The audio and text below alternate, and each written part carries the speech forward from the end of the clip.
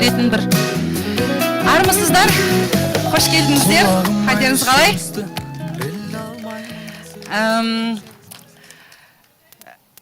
Енді неше күннен бері менде паника, стресс, в общем. Біз ашам дегенше бірінші осы жердің тұсауын кесіп, лентасын қиып, ақындарымызды ортаға шақырып алайық. Ешқандай сөзсіз, тек қана махаббатпен, қошеметпен.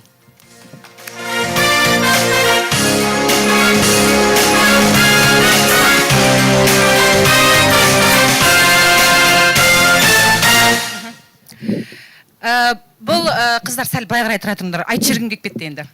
Бұл мөлдір өлең жобасы жалпы менің арман қиялымнан туған жоба. Бұны маған қолдау беріп, қанат бітірген Мереке ағам Қазақстан Жазушылар одағына үлкен алғыс айтқым келеді. Бір қошемет соқып қояйық. Біз 17 облыс, 3 қала, 3 мегаполистен 20 аймақтан жалпы саны 60 ақын жинадық. Әр облыстан 3 ақын алған себебіміз ақынның емес, облыстың намысы ойнасын дедік. Өкімет, билік, халық, қоғам, баспасөз ақпараттық құралдарының назары ақынға аусын дедік. Өйткені әнші жұлдыз, ақын беймәлім күйде қалып жатқан қоғамда осы олқылықтың орнын толтырғым келді.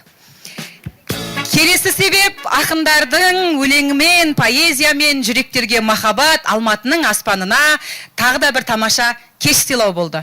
Бұл кеш 18 апта бойы әр сәрсенбі жалғасады.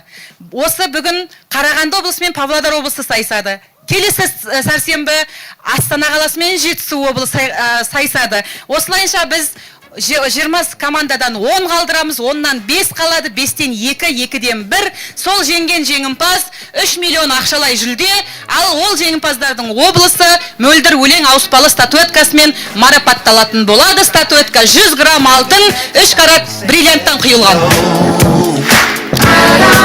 Бүгін жеребе бойынша бірінші болып осы сайыстың шымылдырғын түргелі тұрған Павлодар облысының ақындарымен таныс болыңыздар. Ерлан Аманғожа, айтыс пен поэзияны қатар алып жүрген талантты ақын, Жас абай арнайы жүлдесінің иегері, Сакура жыр жинағының авторы, жақында құс қайтару жинағы жарық көреді. Алтынбек Елемесұлы, ақын, журналист, өлеңдері бәйшешек, ертіс толқындары, махаббат мұңы жинақтарына енген. Еламан Қабділәшім, 1993 жылы Павлодар облысы Баянауыл ауданы Лекер Қажы ауылында туған ақын, аудармашы, Қазақстан Республикасы Жазушылар одағының мүшесі, Шабыт 25 жылғы фестивалінің лауреаты, Ақ сезім болмысымның бояуы жинақтарының авторы. Бұл ақындарды біздің жазған кішігірім ғана хатымызды қабыл алып, жол шығынын көтеріп, құрметтеп, елдің абыройын арқалатып жіберген одақ филиал басшысы Серік Төлебайұлы мен Павлодар әкімнің орынбасары Айгүл Қайыртас қызына алғыс айтамыз. Павлодармен сайысатын Қарағанды облысы. Қарағанды облысынан келіп отырған Қазақстан Жазушылар одағының мүшесі, Мөр жыр жинағының авторы Ерек Нарын. Ералы Ғани 2004 жылы туылған жас ақын. Біздің жобада осындай жас ақындар да бар. Нұрасыл Аманжол 2006 жылы туылған. Бұл да болашағынан көп үміт күттіретін жас ақын. Қарағанды облыстық жазушылар одағының филиал төрағасы Жанат Жанқаш мырзаға, мәдениет басшысы Ғалымжан Өтелбайұлына үлкен алғыс білдіреміз.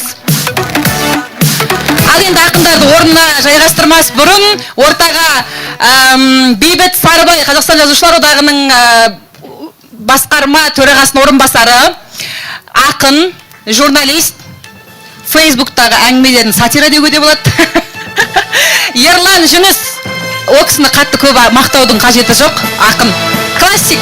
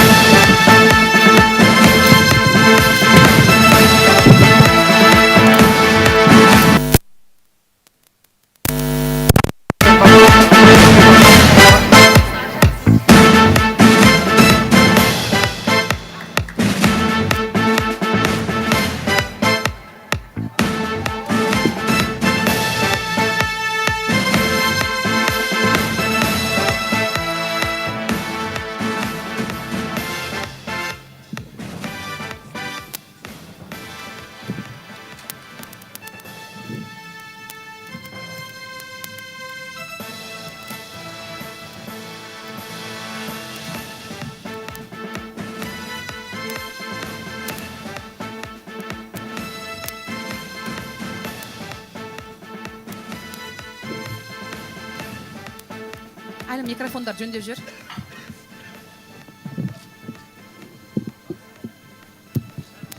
Ал бісміллә деп ашылдық. Енді алғашқы сөзді сол одақ басқарма төрағасының орынбасарына берейік.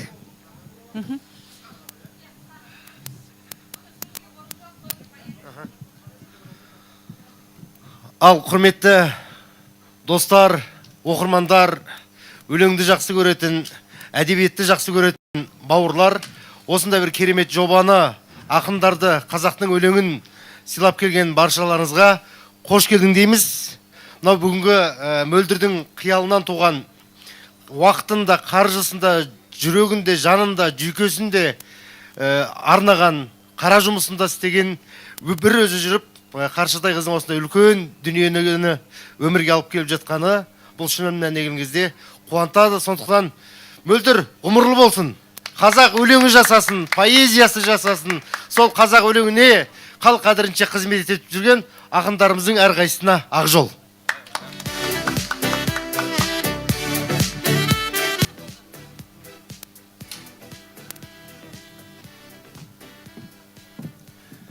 Осы жобаны бастайым деп, 60 ақынды жан-жақтан жинап, іздеп жатқан кезімде, сен кім едің ондай жоба бастайтын, оның қолынан не келеді дейсің, жоба шикі ғой, қатыспа, біреуіңді құртып деген сияқты адамдар әңгімелерді естіп жаттым. Олар маған артқа қайтуыма емес, алға жылжуыма септігін тигізді, қамшы болды.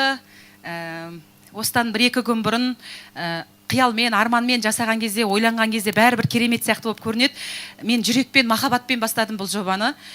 Содан кейін 1-2 күн бұрын менің ақылым іске қосылды ғой. Ақылым іске қосылғанда мен енді айта алмаймын, мен телефонды өшіріп, чатты тарқатып, Қазақстаннан қашып кеткенге Қазақстаннан қашып кетудің жолдарын іздедім, бірақ әрі қарай кету керек екенін, аяғына дейін жеткізу керек екенін, мені қолдайтын Алла бар екенін, поэзияны сүйетін халық бар екенін ескеріп, бүгінгі күнге жеттік. Енді біздің жобамыз әр аптада осылай 2 облыстың сайысымен басталады. Бұл кісілер дауыс беру арқылы анықталады. Жеңімпаз дауыс беру мөлдір өлең сайтында жүреді. Мөлдір өлең деп Google-ға терсеңіздер, сайт шығады. Сол жерден өздеріңіз қалаған командаға дауыс бере аласыздар. Дауыс беру 6 күн жалғасады. Келесі аптаның 2-ші күні тоқтатып, кім жеңгенін анықтаймыз, және 3-ші күні басқа облыстар сайысады. Осылайша жалғасады, соңғы 1 команда қалғанша, оны айттым, я. Енді осы жердегі сайыс қалай болады? Бірінші, осы 2 команда біз әр аптадағы кешке тақырыптар қойдық. Тақырыптар арнайы бір белгіленген тақырып жоқ. Бүгін 20 мамыр, жақында не болады? Мектеп бітіреді балалардың барлығы түлектер. Сол үшін біз бүгінгі тақырыпты мектеп, ұстаз деген қылып алдық. 27-сінде болатын тақырыбы ұстаз оқушы, келесі 27-сі мектеп, одан кейін балалар деген сияқты сол уақытқа жақын мерекелерді, даталарды арнайлы алып отырдық. Өйткені ақындар тек қана махаббатты жырлай береді екен демесін деп, біз арасында ақындарға осындай да тапсырма беріп қойдық. Бірінші ақындар осы 6 өлеңін оқиды, ұстаз бен оқушыға арналған. Екінші, біз бұларға тірек сөз береміз. Сол тірек сөз арқылы бұл кісілер осы жерде 20 минут көлемінде өздері ойланып, осы жерде мөлдір өлең жобасының қоржынында қалатын су жаңа сиясы кеппеген өлең шығарады. Ол өлең біздің де, ақындардың да, елдің де қоржынына түсетін жаңа бір, кеше Төреәлі досым айтпақшы, біраз хиттардың сөздері шығады екен ғой деп, сол біраз хиттардың сөзі шығатын жер осы жер. Бұл жерде сіздер қазір ән тыңдайсыздар. Одан кейін 2 облыстың ақындары өздері келіскен немесе кездейсоқ ақынмен өздері дуэль жасайды. Дуэльді білесіздер, айтыстың поэзия түрі ғой өздері. Шабыттары жеткен жерге дейін, халықтың қошеметі жеткен жерге дейін, оған ешқандай шектеу жоқ. Бүгін поэзия сөйлейді. Ал осы жобаны бастайым деген бір өлеңім бар еді. Мен бұл жобаның ұранын бірнеше жылдар бұрын жазып қойыппын, оказывается. Ақын деген өлең, автормен қабыл алыңыздар. Ешкім сеніп міндетпен жүк артпайтын, мінез құлқын еш пенде ұнатпайтын. Ақын деген қауым бар, бәрі ғашық, жар етуге ешбірі құмартпайтын. Жат оларға жүректен бұра таңдау, жоқ оларда жатсыну, ұнат алмау. Ақындардың еркегі сырақорлар, ақындардың әйелі күнәһарлар. Ақын деген кім өзі? осы айтыңдар. Көлге қарап көңілі босайтындар. Қолы жетіп көрмеген махаббатқа дәті жетіп ескерткіш қашайтындар. Ақын деген уақыттан озатындар. Күз көктемде арқасы қозатындар. Миы жетіп көрмеген ғылымдарға тілі жетіп түсінік жазатындар. Ақындар сөзбен сарай салатындар. Дәруін сұлулардан табатындар. Сомы жетіп көрмеген сұм жалғанды сүйгеніне сый ете салатындар. Ақын деген тылсымы мол ғалам бар. Бақыт емес, қаламын таңдағандар. Жасы жетіп көрмеген ғасырларға даты жетіп өлеңін жолдағандар. Ақындар өз-өзімен алысқандар. Төзімін сезім үшін тауысқандар. Ақылды дейін десем бір түрлілеу, ақымақ дейін десем данышпандар. Ақындар дәуірлерден өт алғандар, жаңбырдың тамшысынан от алғандар. Ең ұлы қасіретін өмірдегі ең ұлы поэзия ет алғандар. Ақынның ғұмырында аз көктемдер, көңіліне өкпемен наз бөккендер, Құдайға өлеңімен құлшылық қып, қағазға қаламымен сәждеткендер. Жырынан жүрек біткен елжіреген, ақынның туы биік желбіреген. Ажалдың әлі келмес дүниенің авторы ақын, аты мөлдір өлең.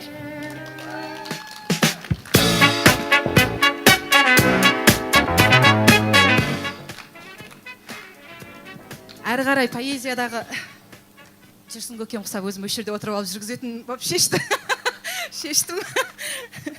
Сіздер ішіп жеп поэзия тыңдап отыра беріңіздер. Бізде бірінші таңдайтын не жоқ шығар, я? Кім бірінші таңдақсы ие отыр, шыққысы ие отыр? Жақсы, Павлодардан бастайық, Еламан, Қабділәшім. Тақырып ұстаз мектеп. Бір өлең.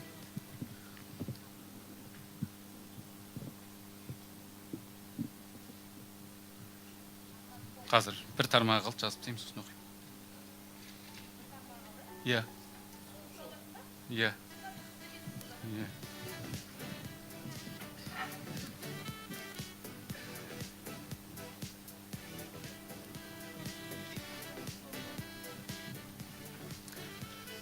Мен шәкіртпін, ұстазым өмір менің, өлең болып өрілер көңілдегім, ешкім жаға алмайды арман қадақ, таға алмайды ешкімде сенімге мін.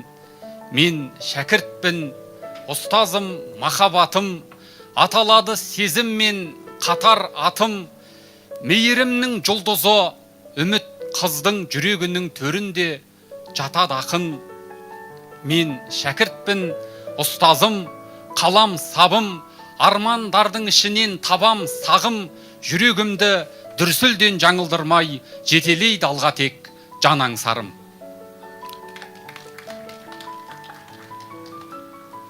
Павлодар облысын түгел бітірейік. Қыздар дайынсыңдар ма? Мен қыздарым сәл кеш келді. Бастай беріңіздер. Арман, бізде жанды музыкалар келді. Ерлан Аманғожа.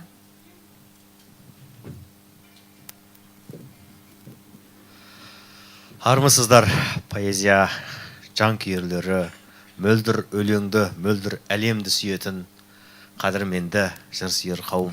Мен енді осы жобаға қатысатын болғаннан кейін, осы тақырып берілгелі бұрын соңды жазылған азын-аулақ дүниемді ақтарып көрдім. Ұстаз бен оқушы жайлы осы тақырыпқа қай өлеңім сай келеді екен деп. Сонымен қарай ақыры осы бір өлеңімді ұстазға, осы ұстаз тақырыбына келеді деп ойладым. Бүкіл қазақ поэзиясының пайғамбары, күллі түркі жұртының ақсүйек ақыны Мағжанға арнаған өлеңім бар еді. Рухани ұстаз поэзиядағы барлық ұстаздарға сол кісінің рухын, барлық оқушыларға Мағжан күткен арманға жететін ұлы мұрат берсін деп Мағжанға арнаған өлеңімді оқиын, қабыл алыңыздар. Тайганың төсі ну орман бітпес жыр еді, арғымақ мініп туалған елестер кезіп жүреді. Қарағай қайың көк көрініп, аққаншық боран қыңсылап, көкірегімді от кернеп, аязы беттен шымшылап. Әр сөзі қымбат ақ жамбы, дәл ондай ақын болған ба? Мағжанды көрдім, Мағжанды жүр екен әлі, орманда жүр екен әлі, сол маңда. Байлаған атын шынарға, қолында қалам қағазы, жыр оқып отыншыларға қасқайып отыр сабазың. Сол Мағжан әлі баяғы, сол бұйра шашы толқынды, саңқылдап сөйлеп қояды, үніне ұйып жел тынды, өлтірді дейді, өлтірді. Өкпелі сынды заманға, айтары бардай жұртына, өкпелі сынды мағанда, қарайды көзі сыртына, көкірек керіп дауылға, қош туған елім қормалдар, айта бар деді ауылға. Оқсамайды екен ормандар, әр сөзі қымбат ақ жамбы, дәл ондай ақын болған ба. Мағжанды көрдім, Мағжанды жүр екен әлі, орманда жүр екен әлі, сол маңда. Рахмет.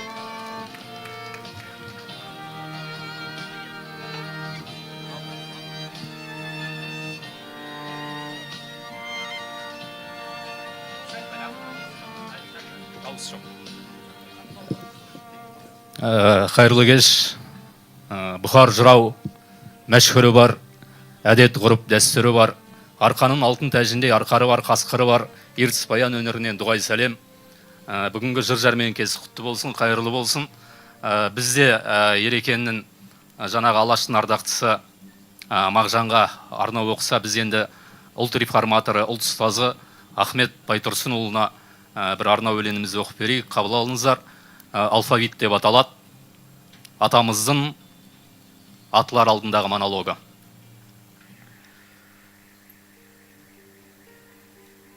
Қарауыл қос ауыз шүріппе, сұр бөлме тар қапас суық дем, күдікке ілінген алғашқы арман ба, мақсат па үміт пе? Мейлін жарлығыл жындығыл, сынбай-ақ көтерем сынды бұл, бір тағдыр бір оққа тәуелді, бір секунд ішінде бір ғұмыр. Қазаққа болса егер қажеті, жан пида өз жаным өз етім, жүгіріп барады бостандық таратып қазақ газетін. Құлақта масаның ызыны, көзді ашсам қарауыл ұжымы, халық жауыда атандық ұлдары қарақшы қызыры.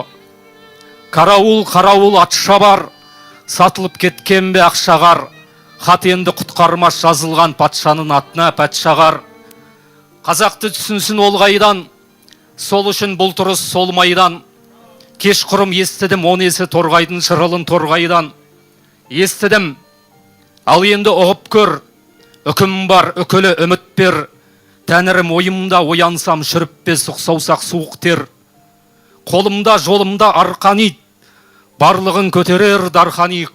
Ақылға көнбейді пақырға, оқыту керек алфавит. А. Алаш. Ә. Әлихан. Б. Бостандық. Рахмет. Келесі Қарағанды облысы.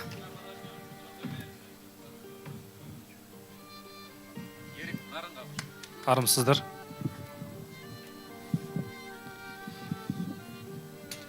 Ұстаз бен шәкірт деген өлең оқып берейін.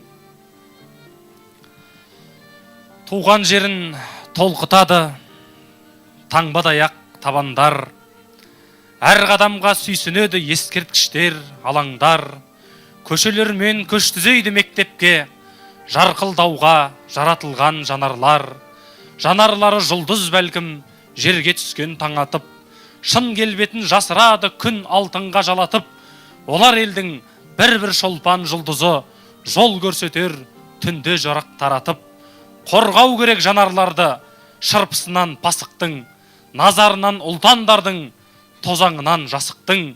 Келешектен жеткен жарық секілді жанарлардың жарқылына ғашықпын. Қадірлі ұстаз, жүрегіңде жұлдызын тық алау бар, ұрпағым деп дұға оқыған әруақтар саған жар. Алып оттан алыстамай әуелден өмір сүрген планеталар, ғаламдар. Жарқын көші болашақтың сол алауға бет алған. Мұны өмірді ғарыш дейді, ортасы күн, шет арман.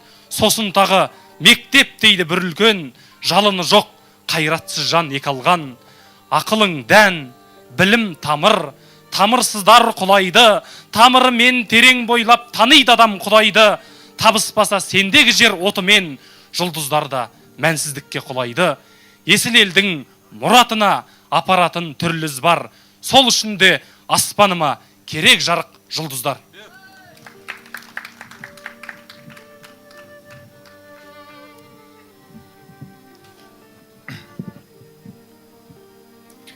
Алғашқы ұстаз.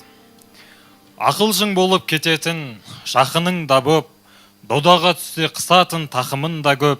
Бағдар шамдай ұстаздар сендер болмасаң батырың да болмас ет, ақының да жоқ, жазира көңіл, және де дархан жүрегі, әрбір шәкіртін ойлайтын қалқан тілегі, қол нұры менен мәпелеп сипаса бастан өзіме деген сенім де артатын еді.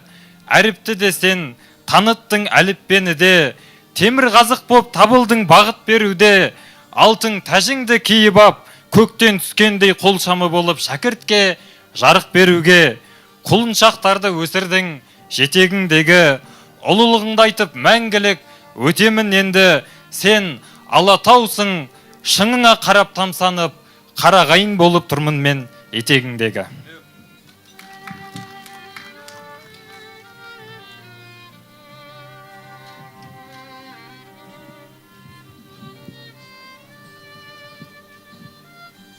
Ұстаз,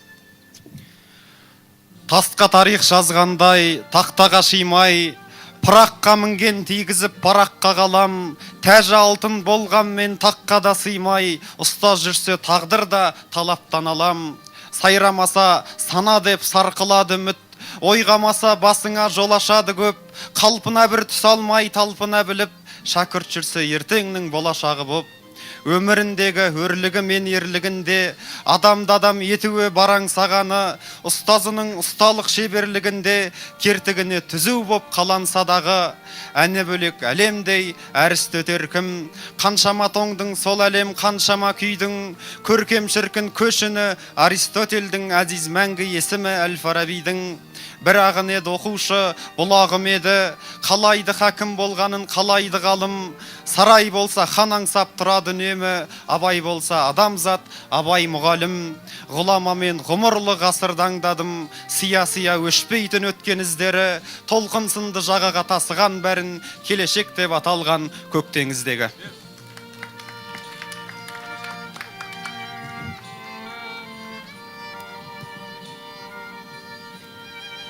Тамаша. Осымен біздің бірінші бөліміміз аяқталды. Екінші бөлімде біз бұл ақындарға 5 тірек сөз береміз. Ол тірек сөздерді, кез келген сөздерді берсек болады, я? Сендер бересіңдер ма? Сендер бересіңдер ма?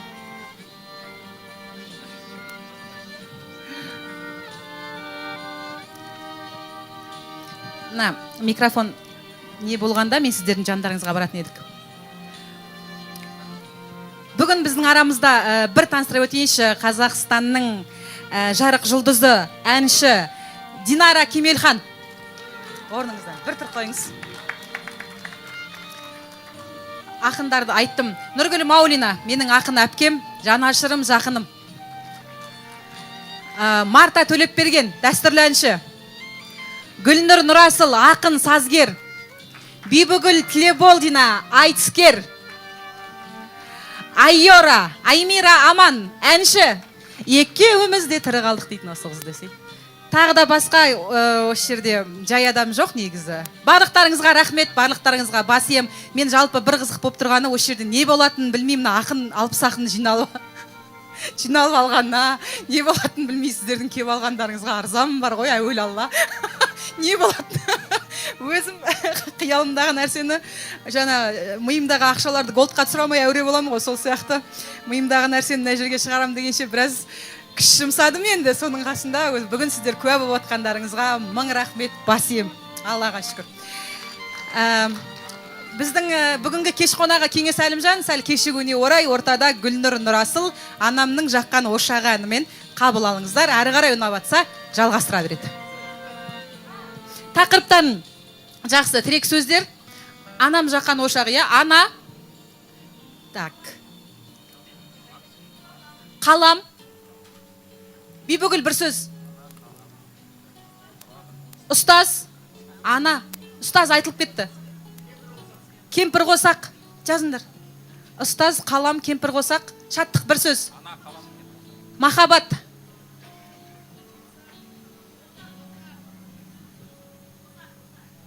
Боза? Озат? Озат оқушы. Озат. Сын есім. Бесе бол ма? Жақсы. Ана, махаббат, қалам, кемпір қосақ, озат. Жақсы.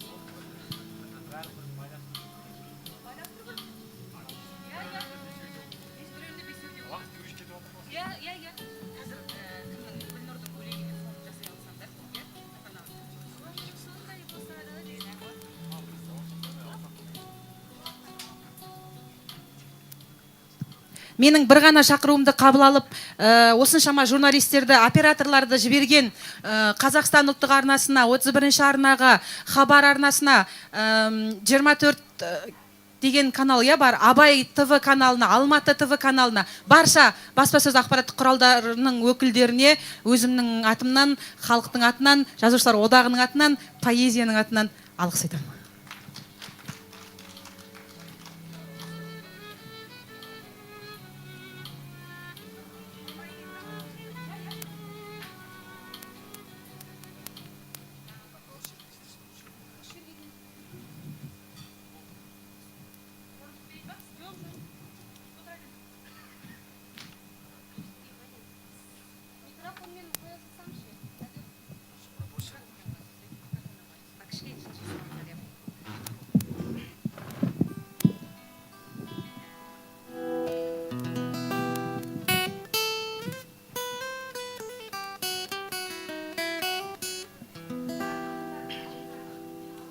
Қайырлы кеш, өнер сүйер қауым. Бүгін сондай керемет кеш болып жатыр. Осы кеш басталғалы мен басы қасында жүрдім. Қолынан бар келетіні, оған алға мөлдір, алға сен қолынан келет деген сөз.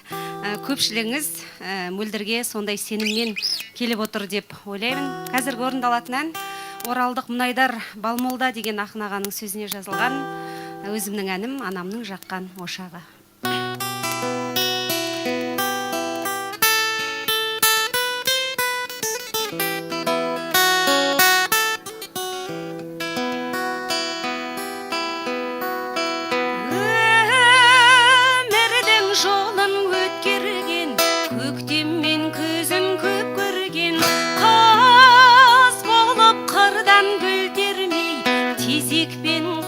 Шоқ терген анамды аңсап барғанда сән беріп тұрған барманға мұржалы қара ошағым сәл суып оттан қалған ба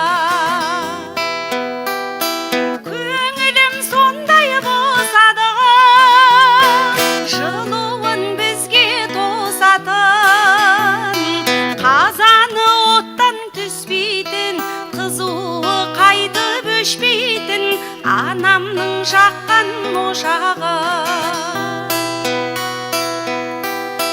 ақ бауыр сағын түсірген дәмді қыбасын түсірген анамның ошағы менен қарызбын құшақ үшін мен түтіні түзу шығатын киесі шығатын анамның қазан ошағы бәрінен биік тұратын көңілім сондай босады жылуын бізге тосатын қазаны оттан түспейтін қызуы қайтып өшпейтін анамның жаққан ошағы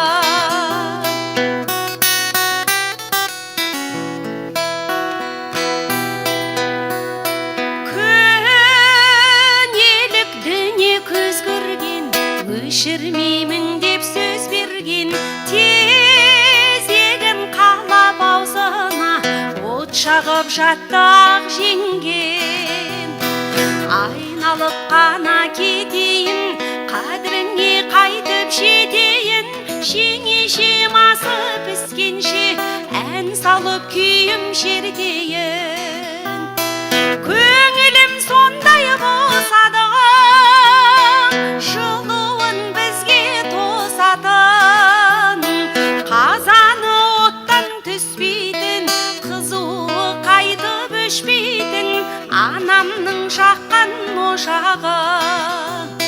Қазаны оттан түспейтін, қызуы қайтып өшпейтін анамның жаққан ошағы. Анамның жаққан ошағы.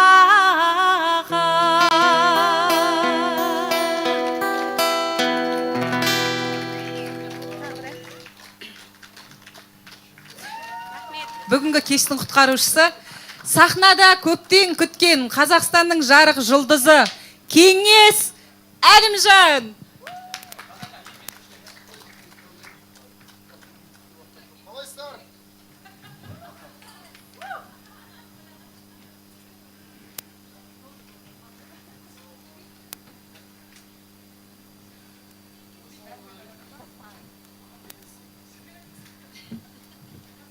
Қайырлы күн баршаларыңызға.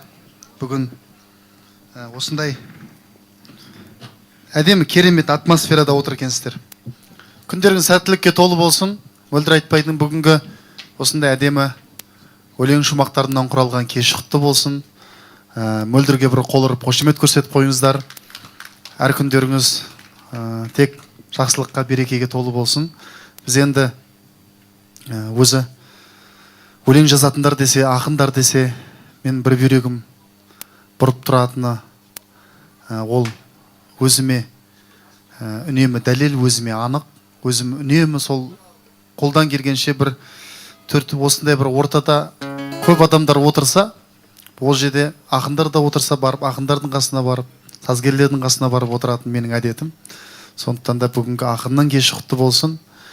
Мен сіздердің құрметтеріңізге бүгінгі Мөлдірдің кеші құтты болсын деп, Әділет екеуміз бір гитарамен ән шырқайық. Қабыл алыңыздар. Сіздердің құрметтеріңіз үшін ең бірінші әнім «Жақсы көрсең жаныңды жаралайды» деген әннен бастағымыз келіп тұр. Қол ұрып қошемет көрсетейік.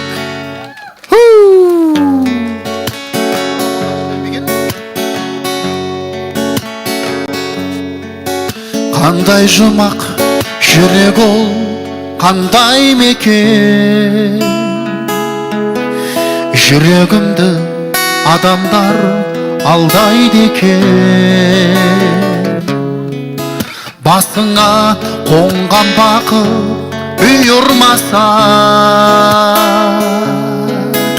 қолыңмен ұстап қала алмайды екен, алмайды екен.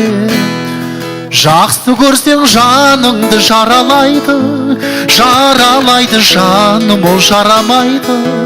Махаббат деп жүрміз ау, сол махаббат жасқа да көз, жасқа да қарамайды. Жақсы көрсең жаныңды жаралайды, жаралайды жаным, ол жарамайды. Махаббат деп жүрміз ау, сол махаббат жасқа да көз, жасқа да қарамайды, қарамайды.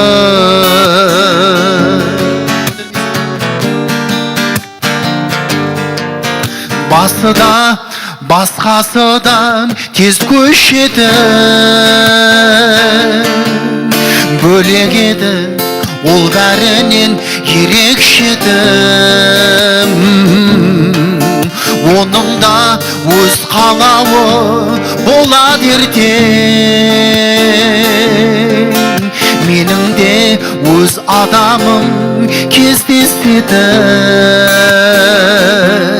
кездеседі. Жақсы көрсең жаныңды жаралайды, жаралайды жаным, ол жарамайды. Махаббат деп жүрміз ау, сол махаббат жасқа да көз жасқа да қарамайды, жақсы көрсең жаныңды жаралайды, жаралайды жаным ол жарамайды. Махаббат деп жүрміз ау сол махаббат, жасқа да көз жасқа да қарамайды, қарамайды. Нарарарай, рарай, рарай, рарай, рарай.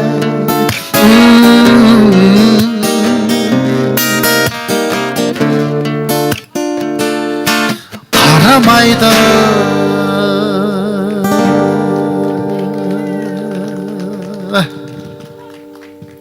Деген ән кетсін.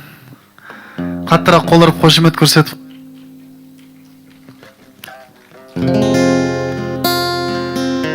Давайте сіздер бастаңыздар, иә?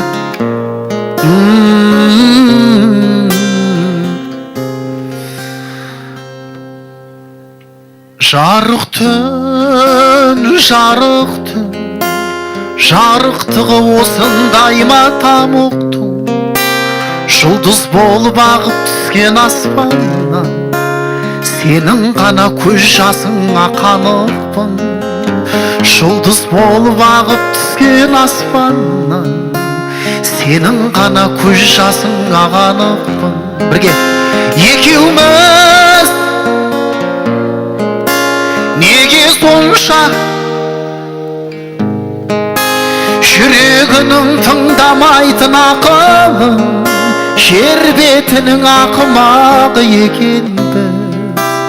Махаббатты кінәлаймыз бекер біз.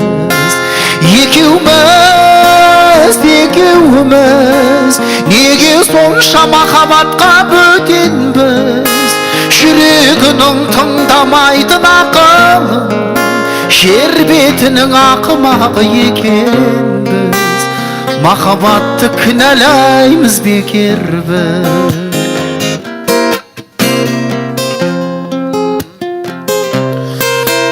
Көк аспан,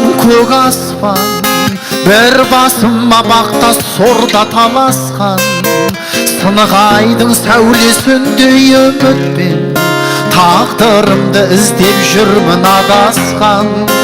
Сынық айдың сәулесіндей үмітпен тағдырымды іздеп жүрмін адасқан. Екеуміз неге сонша махаббатқа бөтенбіз. Жүрегінің тыңдамайтын ақылын, жер бетінің ақымағы екенбіз.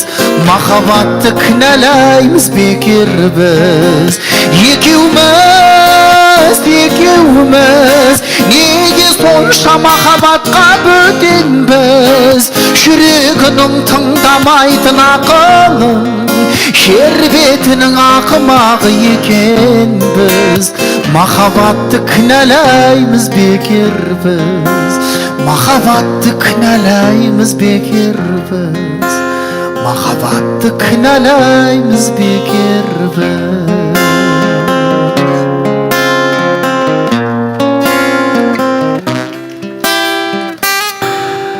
Рахмет. Кеңес Әлімжанның орындауында менің де жазған өлеңдерім бар. Бұйыртса олар дуэльден кейін. Әлімжан отыр, іш, жем, мына жердің счетін біразға апаруымыз керек. Келесі жолда тегін беру үшін, сол үшін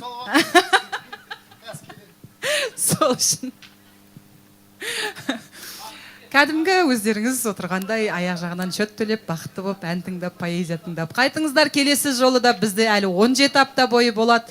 Айтыңыздар, таратыңыздар елге. Өздеріңіз де келесі апта бізде қонақ Айора және Ғазизхан Шекербек.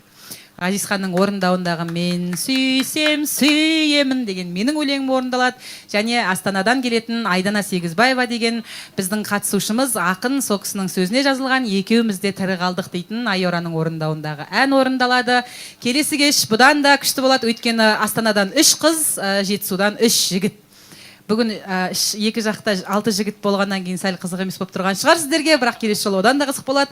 Амаған осының өзі керемет. Ақындарымыз өлеңдерін оқып болып қалса, ортаға Қарағанды, Павлодар облысынан бастап шақырайық. Еламан Қабділәшім. біздің аспаптар әдемілеп сіздерді сопровождать не дейді мынандайды сүйемелдеп отырсын, иә, бізге сол ұнап жатыр. Ақындар сіздер мән бермей әдемілеп. Баяғы Есенин сияқты, Блок сияқты кәдімгідей бір поэзияны жеткізіп мінезбен. Ой болмаса жанымды не тербетпек, бас қоямын мейірімге шөлдеп кеп, арманы мен ізгілігін анамның сіңіргенмін өлеңіме өрнектеп, саусағымда үмітімнің қаламы, сиясынан мұңым сыр боп тамады, адамдықтың машақатты жолында озат болсам, озық болсам жарады, иығымды сағынышым тоздырып, жан дүниемнің нәзіктігін сездіріп, кемпір қосақ керілгендей аспанда махаббатым тұрар менің көз көріп.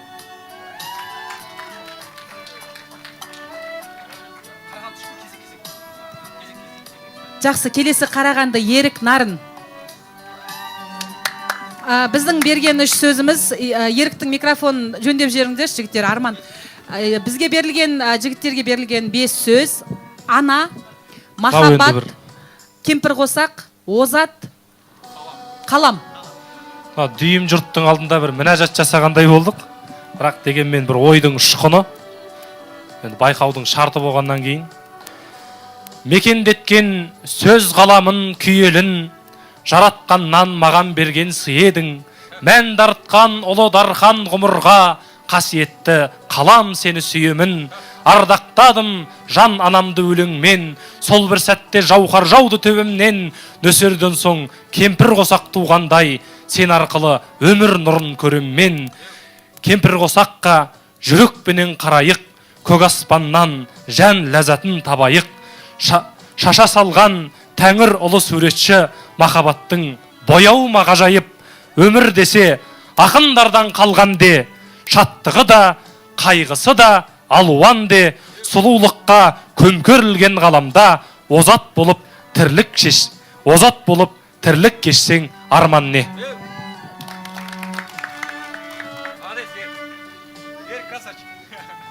Ерлан Аманғожа, Павлодар. Жаңа ғана шыққан өлеңдер, ыстық қошеметпен қабыл алыңыздар. Келесі Жетісуға берілген тақырыпқа сай болып кетті енді. Ана мектебім. Ана мектеп тұғырым көкке самғатқан, таңдайым дәлі алғашқы татқан шәрбәт дәм. Қалам сабымда қасиетім бойға сіңіріп, көмейіндегі құдіреттерін саулатқан, әр қадам сайын адамдығымды арттырған, болашақ үшін белімді бекем шарт буған, ғаламат төрім санама жаңбыр жаудырып, кемпір қосағым доғасын ғажап тарттырған. Озатың болып шықсам да бүгін қайғырға, ана мектебім кәгібамсың әркез сай жырға. Өзіңе деген махаббатымды мәңгілік тербетіп өтем көңілімдегі айдында.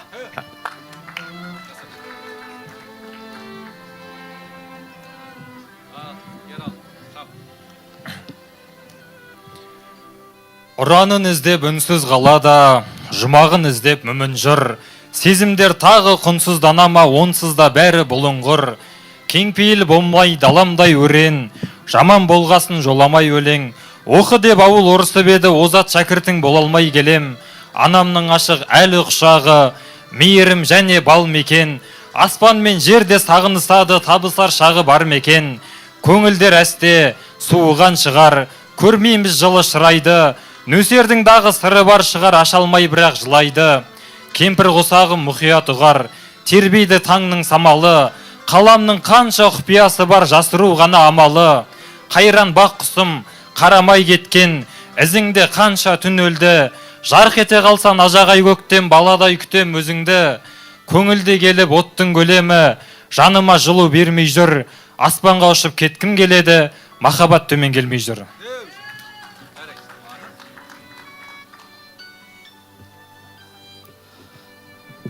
Екі шумақ, көп уақыттарыңызды алмайым. Ана десем шабытыммен жолығып, қаламымда түнгі ұйқыдан оянған.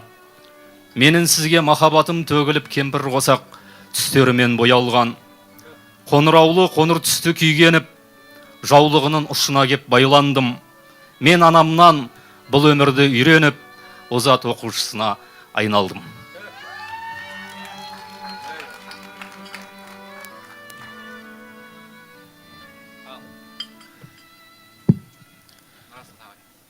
Күн секілді деймін ғой тағдырдана, Тәңірді оны жан-жақтан сынаған сан, жетпей тұрған сияқты жаңбыр ғана сағындым деп еркелеп жылап алсам.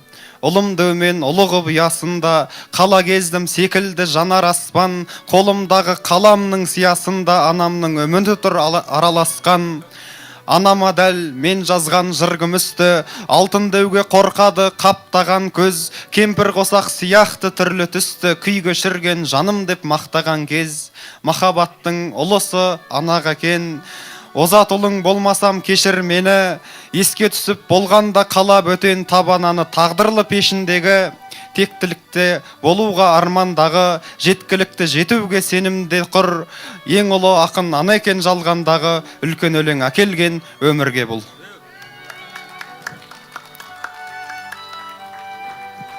Тамаша, ең үлкен өмір әкелген, үлкен өлең әкелген өмірге бұл дейма?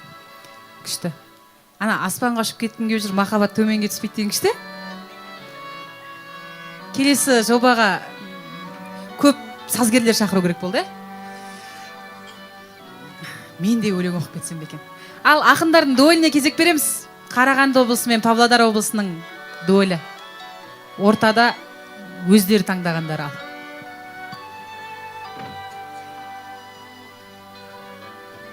Ал негізі осылай шығып оқиықшы, әйтпесе бір тиратуға келген сияқтымыз. Шық, микрофонды қолыңа ұстап ал, сәл алға қарай жүгіріңкіреп оқы, өзің біленді. Дуэль деген осы қарама қарсы тұрып оқымай ма? Әйтпесе бағандан сол ойлап отырмын да. Бір тиратып атқан сияқтымыз. Ерек, айтшы маған. Неге менің көзім нашар көреді? Бәлкім жайт көп мен көруге болмайтын. Іздеймін көз бұлдыраудың себебін, сандаламын түседі алмай жолға айқын. Ерек, айтшы, неге менің ұйқым келе береді? Бұл не деген басылмайтын маубастық? Ақ пен қара қайталаумен көнені, түсімде де, ішімде де арбасты. Ерек, айтшы, неге менің ауырады тамағым? Қажет кезде шықпай қойған үнімде, толқып шығаруға жоқ әлім жатқан сөзді жүрегімнің түбінде. Ерек, айтшы, ашуға тез бой алдырам неге мен?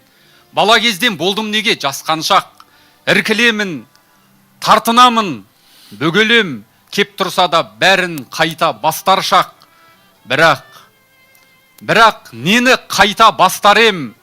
Мың кезекте келмес оның орайы, мен іздеген әлем мүлде басқа әлем, басқа іші, тысы, сырты нобайы. Неден табар қыран көңіл тоятын, қыран деймін қасиеттен жырақ боп, сұрағым жоқ енді өзіме қоятын, өз-өзіме қоя алмайтын сұрақ көп. Өмір деген қозғалыс бір тағатсыз, нәріз дегем, мәніз дегем әрнеден. Өмірде бұл мен сұрақпын жауапсыз, қойылмаған сұрақ бекем. Әлде мен басылады басымдағы құмарғай, ынтықтығым күннен күнге алқынды. Өтер мекем өзімді өзім ұғалмай, өзім сұрақ қойып сан түрлі. Айт Ерік. Жауабын айтайын. Өткен түні көз жасына толтырып түнек үшін, хабар күтті ол сенен, білемісің? Үзбе десем тамырлы гүл үмітін, тәкаппарым миықтан күлемісің? Ең болмаса хабарлас өтінемін сен деп соққан жұп жұмыр жүрек үшін. Көрмедің бе, білмедің бе, саған деген сезімнің сәуле нұры шашылатын жымиып күлгеніңде. Өкініш пен мұңдардан букет жасап, өксік келіп сөз салған сол мұңлыққа, әлдегімге сөз салып жүргеніңде. ершін болса жарымен күтерелі. 1 жыл болсын, о мейлі, 10 жыл болсын, үміт берсең, ол сені күтереді. Сені күткен азапты сағаттарда біреулерге сыйлаған раушан гүлдің жүрегін кеп шаншиды тікенегі. Терезеден қарсы алып мұңлы күзін, шықпай жүр деп естідім бөлмесінен. Жылатпаса махаббат өр несімен, біреулерге қырдан гүл үзіп жүріп, үзіп алдың үмітін кеудесінен. 1 жыл, 10 жыл күтіп жүр дейсің бе? Демек күнтізбенің парағын жыртып жүр ғой. Мұңаяды жүрегім үнсіз менің, мұңайғаным жыр өріп сыр тізгенім. Санай күндерді сенсіз өткен, беті қалды жұқарып күнтізбенің. Құстар кетті тағы да шырқап әнін, күнтізбеден көп күрең мұң табамын. Бір парағын жыртамын қиналмаяқ, қол бармайды жыртуға бір парағын. Бір күн таттым ашшыны, бір күн ұтсам, қалды содан парақтар жыртылып сан. Бір парақпен жыртылып жарты бағым, бір парақпен кеткендей күлкім ұқсам. Бір парақта кешегім жылап барат, бір парақта бүгінім сырақтарат, бір парақта ертеңім. Не болады қалған күні ең соңғы бірақ парақ. Мұна бір күн терген біз сағымнан гүл, мұна күні айырған барымнан кім? Ұмытып сені мүлдем мұна күні, мұна бір күн сен өле сағынған күн. Көңіл күйім болмай жүр таң атқалы. Секунд, минут, шаршатты, сағат, бәрі баратқандай жұлмалап жүрегімді. күнтізбенің жоғалған парақтары оралады ойыма жияқ гүлім. Қалай ғана кеудеме сият мұңым, өзім жыртқан бір-бірлен, өз қолыммен сол жұқарған күнтізбе сияқтымын. Оқи берейік па? Спектакльде деген өлең. Жарқ-жұрқ етіп, аумай қалып жасыннан, қасиетті ар мен сертке басырған, бір бозбала махаббаттан лапылдап, атып шықты 20 ғасырдан. Бойындаған толқындай боп қарғыған, өлең оқып сауық кеште салдылаң, отты көзбен қадалады біздерге жүректері қалғыған. Бой жеткендер бастаудайын мөп мөлдір, ақ дидарын ақ самалдай өпкен жыр, гүлін теріп көркем құрақ қыраттан, көктемменен көктеп жүр, білмей тұғын қулықпенен былықты, үні самал қайран қыздар қылықты. Өздеріңмен ертіңдерші өтінем, өрікпіген мына мендей жігітті. Театр сырты жалғыздық пен ақпан бар, іздеріңді уақыт дейтін жапқанғар. Сендерменен өтсін сайран ғұмырым, кетпеңдерші шымылдықты жаппаңдар. Ерік, сен спектакльде көргеніңді айттың, ал мен Алматыда кешкенімді айтайын. Алматыда не бар дейсің алтыным, Алматыда бәрі бар. Естелік бар, ескірмейтін дәмі бал, көшесінде, даңғылында, бағында сал дәуреннің салтанатты шағы бар. Сол шақтарды мендік жүрек сағынар. Алматыда тағдырлар бар, сан қилы, шерткен қалол 1000 миллион жан күйді. Жұпар жанарында адамдардың ар тұнып, самалында өмір исі аңқиды. Іле суы ертіске кеп құйғандай, туласаған бойға керек сый қандай. Алматыда бір жігер бар, жасақын Алатауға қарап қайрат жиғандай. Алматының әр бұрышы тәлімдой, ұқсаң болды, алсаң болды қадірлей. Жаңбырындай ағыл тегіл шаттығы, сағынышы алмасының дәміндей. Танымыңа лайықты төр сайла, егілсең де, берілсең де қаншойға. Көңіл кептер көктөбеде қалықтап, өмір кептер қонақтайды кең сайға. Алматыда думан дайқын, той дайқын, тазалық бар, ешкім бұзып жоймайтын. Аңғалдық бар, көңілінде елештің, бар адамды өзімдей деп ойлайтын. бақыт көне қонар иесіне, шын күткен жанды жайлап алса дағы мұң тіптен, Алматыда қимастық бар, әлгі ару, мен кеткенде жас үзгендей кірпіктен. Алматыда не бар дейсің алтыным, Алматыда жан дүнием бар өзімнің, оны талай сезіндім, еркелігім, еркіндігім, сенімім арасында ең ыстығы сезімнің, Алматыға алғаш келген кезіммен Алматыдан кетіп қалған кезімнің. Мен үшін Алматының қыздары өте сұлу. Сол осында кеп бір аруға ғашық болғанда жазған өлеңім Арзу деген өлең оқып берейін. Биіктігі таласатын бір шыңмен, саған деген сағынышты сезе алсаң, жүрегіме еніп кетіп тылсыммен сол биікке жақындап көр төз алсаң. Биігімді билеп төстеп тұрақпан, жүргіз алмай қойды көктем әмірін, сондай биік сағынышқа шыдатқан, қандай қайрат берген маған тәңірім. Биігімнің сырына сан үңілдім, жол бастайтын бір нұр болса ермекшем, кірпігіңді сәулесетіп күнімнің, биігіме көктем болып сен жетсең, алтын күрек дәметеді сөзіңнен, әлгі биік көптің бетін қайтарған, өз көктемін күтіп жатқан төзіммен, қар астында гүл бағы бар жайқалған, сені ғана аңсап жүріп түйгенім, сенің сөзің сол биіктің ем үті, көктем болып сен шыға ғой сүйгенім, гүлдің бәрі сенікі. Гүл дейсің бе? Көңіл бағына алты гүл ектім, есіміңе басқа телемін нені, ұйқасы болшы жарты жүректің, өмірім дейтін өлеңімдегі. Жанымды сенсіз тұсады бір мұң, жаймастай болды төрегін құшақ, құлазып жүрек құсалы жүрмін аяқсыз қалған өлеңім құсап.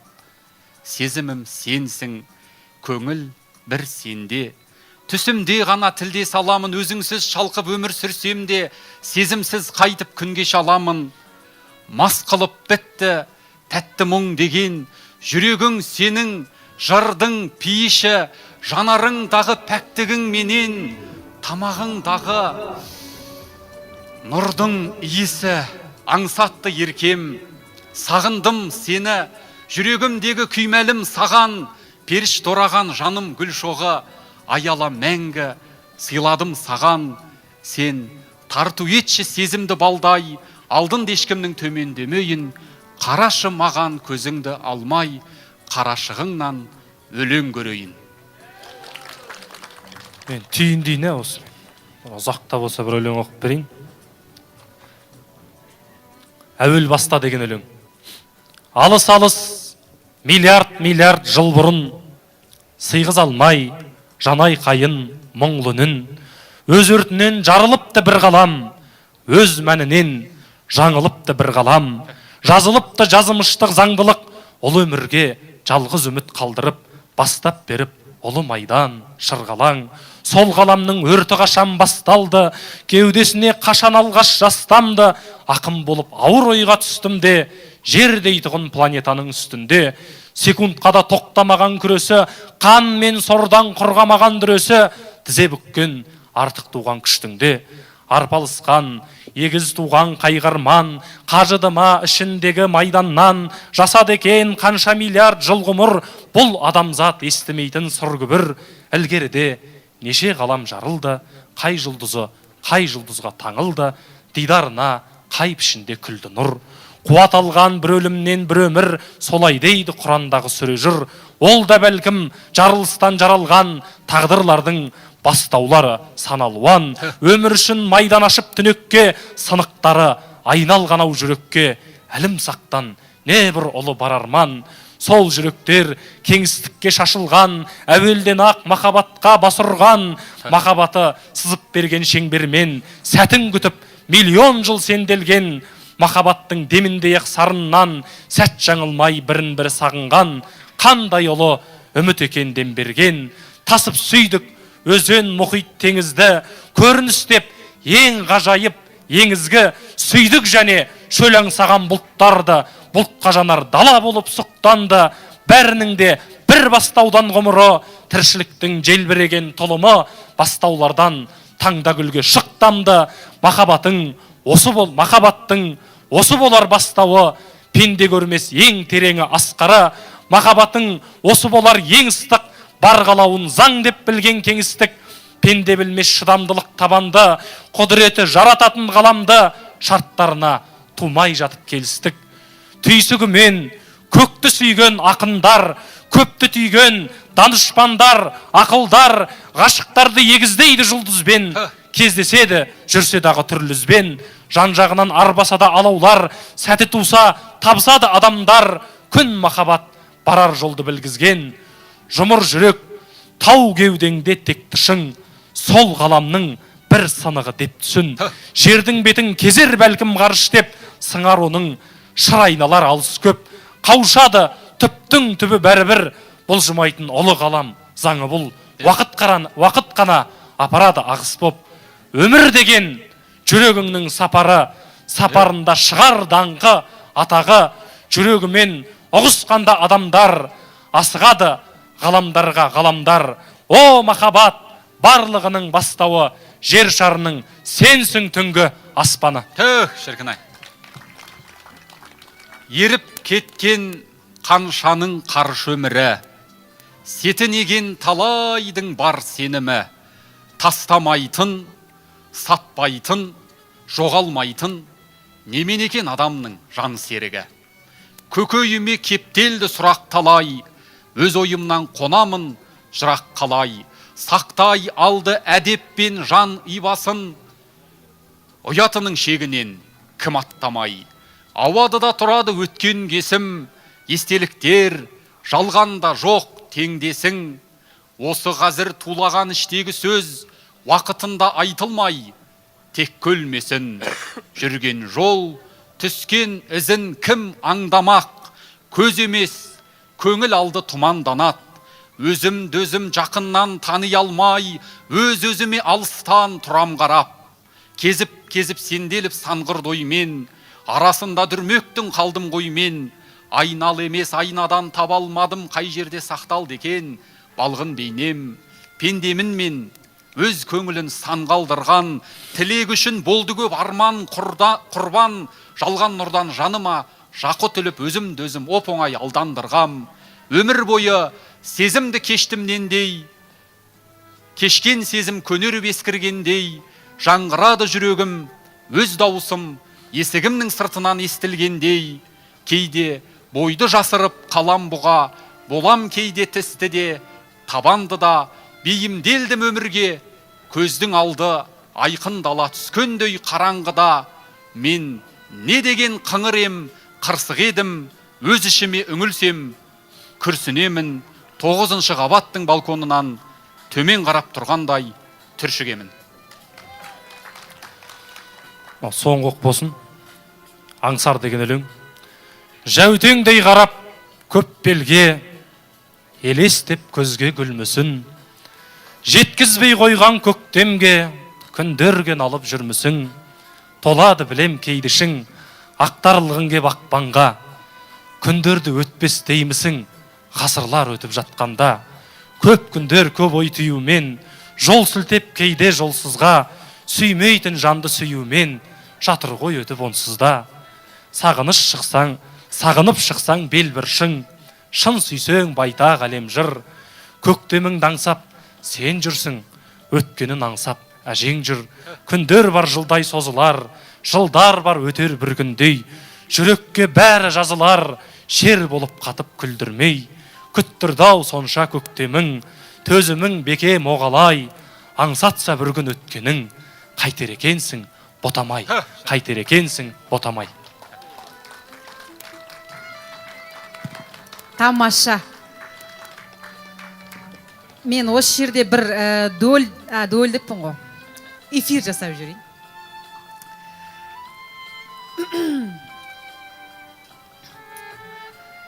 Нені дауыс беретін сайтты қараңдаршы, қанша болып тұр дауыс? Қарамайсыңдар ма? Өзің бар ислам. 212, 206. Қайырлы кеш Алматыда мөлдір өлең ұлттық жобасы бастау алды. Бүгін сахнада Қарағанды облысы және Павлодар облысы. Біздің қонақтар. Көңілге қалай? Дәл қазіргі сәттегі дауыс нәтижесі бойынша Қарағанды облысы 216, Павлодар 208 екеуі тең келе жатыр. Кіріп сіздерде дауыс беріңіздер. Қазір мен ссылкамен бөлсемін. Келесі дуэльді Қарағанды мен Павлодардың қабыл алыңыздар.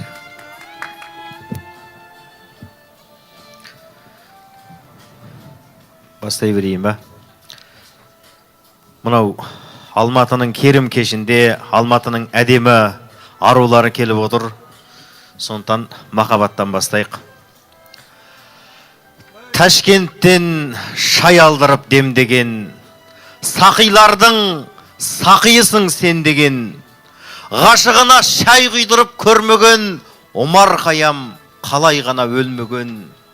Әуен мұңлы, арман асқақ, шай дәмді, шай таситын түрік қызы, қайдалғы, шарап емес, шәйге басым айналды, айын ішінен тамашалап айнамды. Құйшы тағы, мөлдіресім пиялам, саусағыңнан үлбір етіп ұяң ән, бұл далада тек мен ғана адасып, бұл қалада тек мен ғана сұялам.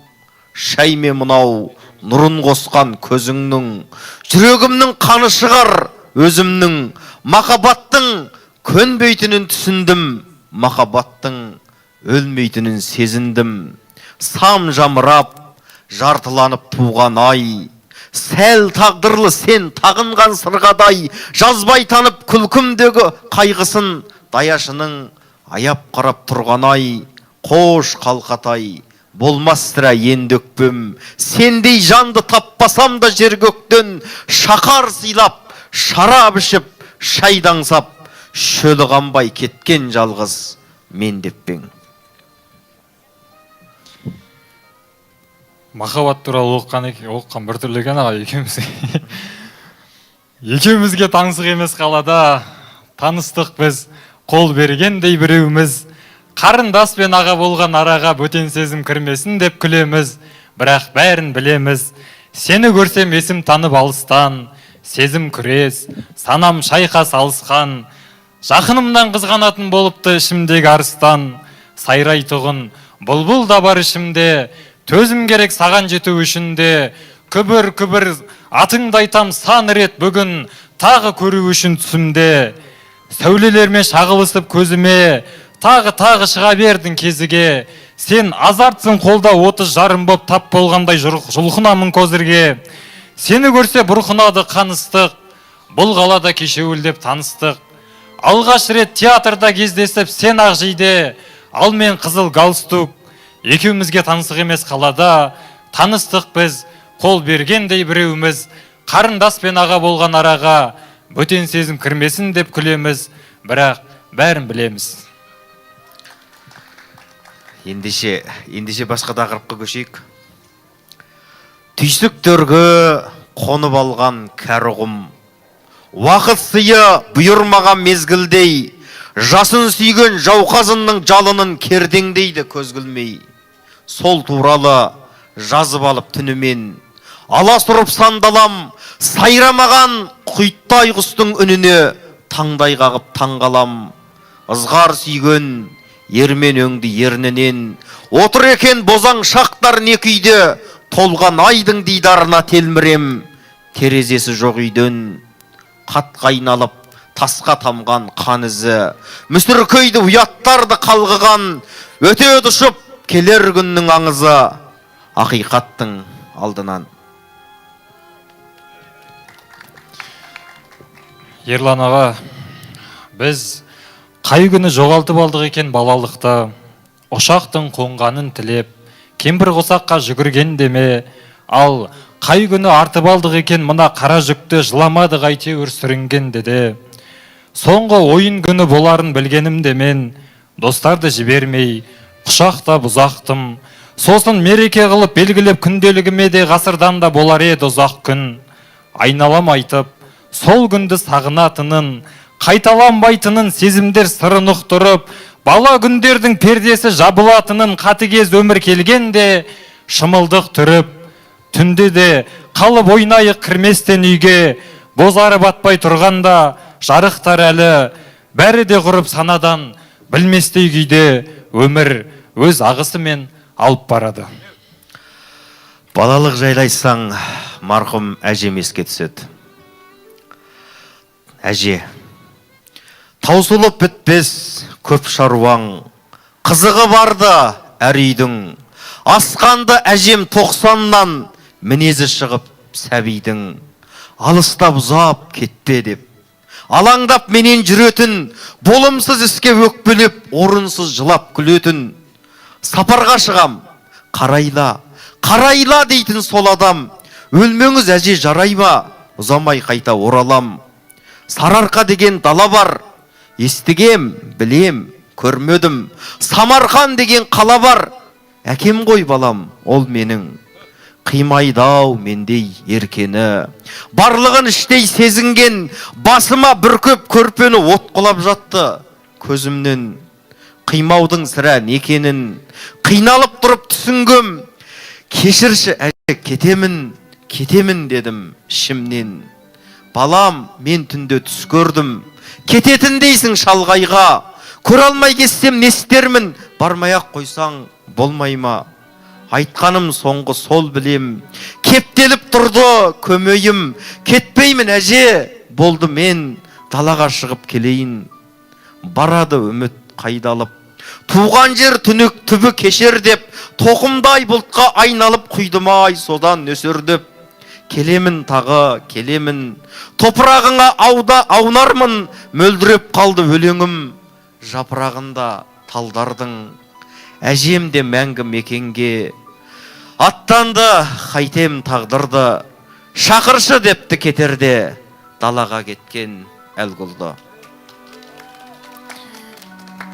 Менің де ішімде тағы да зақым келетін болса, қанап кетердей жараларым бар.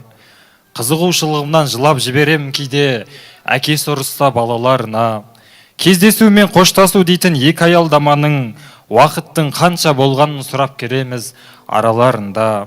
Және де оның жылдам өткенін қалаймыз, сағаттың соққанын. Білекті қысқан нәзік секундтар бауы қап қалың. Төртінші атамның жоқ болғанындай тегімде белгісіз қашан басталып, қашан тоқтарым. Қара шаңыраққа бәрімізде асық боламыз, содан соң қалаға қайтуға. Жұмақ мекеніме барып келдім деп тебіренем ұялмай айтуға. Қабырғадағы көз үйреніп кеткен мән бермей портретіңе әке, қатыгез ұлың басыңа барып, ұлылығыңды айтуда.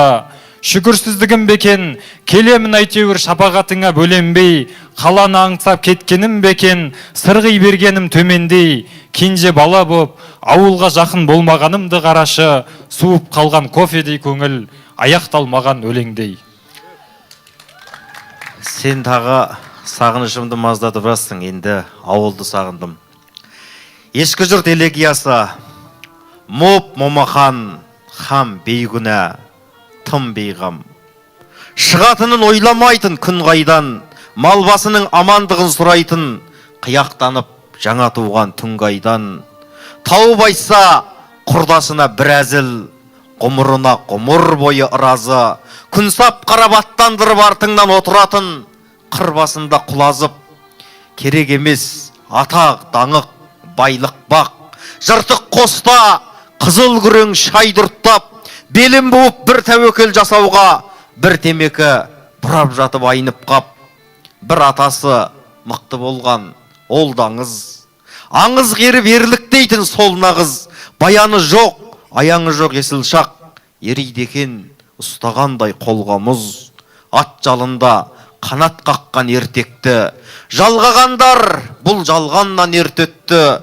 Тәп-тәтті үміт жапырақсыз бұтаққа, жетім қыздың көз жасындай мөлтетті. Бір өлең оқиын аға, содан соң аяқтайық. Жаңбыр жауғанда тығылатын ес осы жұрт, ойнағым келді ағыны менен қосылып.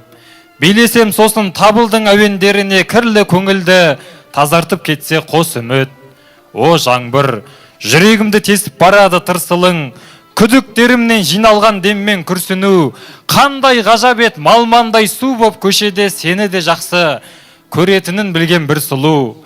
Тағы да жаушы, тасаға тығылып қашпаймын, тіп-тіке тұрып жаңа сәттерді бастаймын, әрбір тамшыны нұрыңдай көрем, бұйыртқан қол шатырымды да ашпаймын. Бабы келмей жүр мендегі қазір кейістің, сен маған бәрін ұмыттыруға тиіссің, жүрегімдегі қуыстың бәрін толтырып, түгендеп берді жоқ адамдарымды иісің. Махаббатпен бастап едік, махаббатпен аяқтай салайық.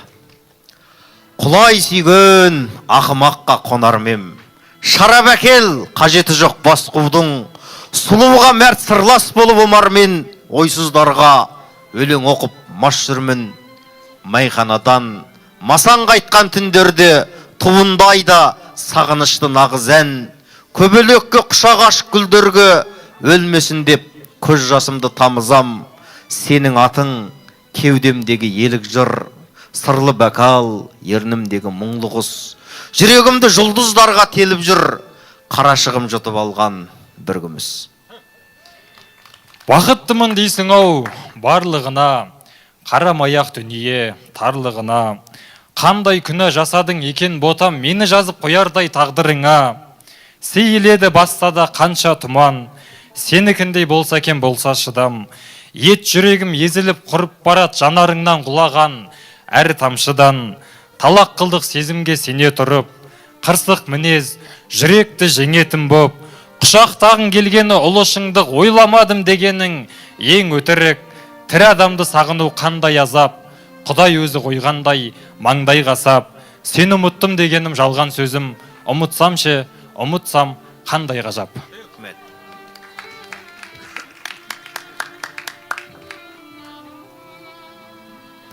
Ұнап жатыр ма? Қалай? Ой, рахмет. Келесі дуэль. Баса. Махаббатпен бастап бізде парасатпен аяқтайық. Мен бастаймын ба? Сыйып тұрған жаным ау денем әрең, құйып тұрған жаңбырда бөлек әлем, құлақ түрген сияқты ғалам сосын, сұрап тұрған сияқты менен өлең. Дауыстасам жұм екен алматыны, жаңғырық боп естілер жаңға тірі, көтеріле алмаған биіктер ай Алатаудан түспеді қардақыры, көңілімнің самғасын тағы құсы, тұман төтін бұлттардың жарып ішін, құшағына қыспайды ешкім келіп төлегеннің салсам да сағынышын. Қол шапалағы үмітке қоспайды үміт, тас болсаң да тап ертең тастайды көп. Мұқағали мұңындай мұңда сирек, ұлы орнын ешқашан баспайды ұлық. Сергелденге сезімде сенімде көп, көздерімнен сөнбе деп көрінген от. Есенғали құстары сайрамайды, бақша бола алмаған көңілге кеп. Шымшып тұрып шыңдай ой шыңдай данық, күндой бағып жүреді түндай бағып. Найзағай ақын болып жарқылдайын, өмір деген барады күндайын алып. Сыйып тұрған жаным ау денем әрең, құйып тұрған жаңбырда бөлек әлем, құлақ түрген сияқты ғалам сосын, сұрап тұрған сияқты менен өлең. Мен сүйсем. Мен сүйсем. Құстардың қанаты талғанша, жүрегімді қанатып алғанша, жанарымдағы жасым құрғағанша, әрбір күнімізді ғасыр қылмағанша, мен сүйсем, солай сүйем. Тіпті төрт мұхиттың тамшысына дейін, алғысынан бастап қарғысына дейін түгел сүйем. Сағынып сүйем, сары жапырақтай, сабылып сүйем, кәрі топырақтай, жалынып сүйем, аласарғанша, аралардың балашығанша, жарамнан ашық қотыр қалатындай, жерменен айға көпір салатындай, ара қашықтығын сана шалғанша, мен сүйсем, солай сүйем. Мен сүйсем, таулардың тасы таусылғанша, бұлттардың басынан ауғанша, жұлдыздың соңғысы сөнгенше, ажалға қолғысы бөлгенше, мен сүйсем, солай сүйем. Тіпті қызарып бітемін қызғанып бәрінен, жүзімнен күлкі жүз танытқаныммен жылап та сүйем. Жұмақта сүйем, тозақта да сүйем, күмәнім болмасын ожақта да сүйем. Қойғаның қалай бала ғашық қылып, көңілім тынарма ала қашып түбі, Сен жайлы түсім отыр танатырмай, жер менен айға көпір салатындай, сонымен қанша екен ара қашықтығы. Мен сүйсем, солай сүйем. Мен сүйсем, сүйемін, түндерді жарық қып, тілдерді ғарып қып, сезімге қарық қып, ақшамда көкжиек қызылын қанық қып. Мен сүйсем, сүйемін көктемге гүл беріп, тотыдай түрленіп, уақыттай сүрленіп, тірліктің ең соңғы деміне үлгеріп. Мен сүйсем, сүйемін түнекке тамсанып, жүрекпен жар салып, балықтар ән салып, ажалым келсе де күлімдеп қарсы алып. Мен сүйсем, сүйемін күнімен, түнімен. Мен сүйсем, сүйемін ағылып ағынсыз, жайқалып тамырсыз, сағаттың тіліндей сағынып сабырсыз. Күнімен, түнімен, ғасырдың үнімен, арымның құнымен, мұсылман дінімен. Мен сүйсем, осылай сүйемін шынымен. Шыдамай кеттім. Бірдей сүйеді екенбіз.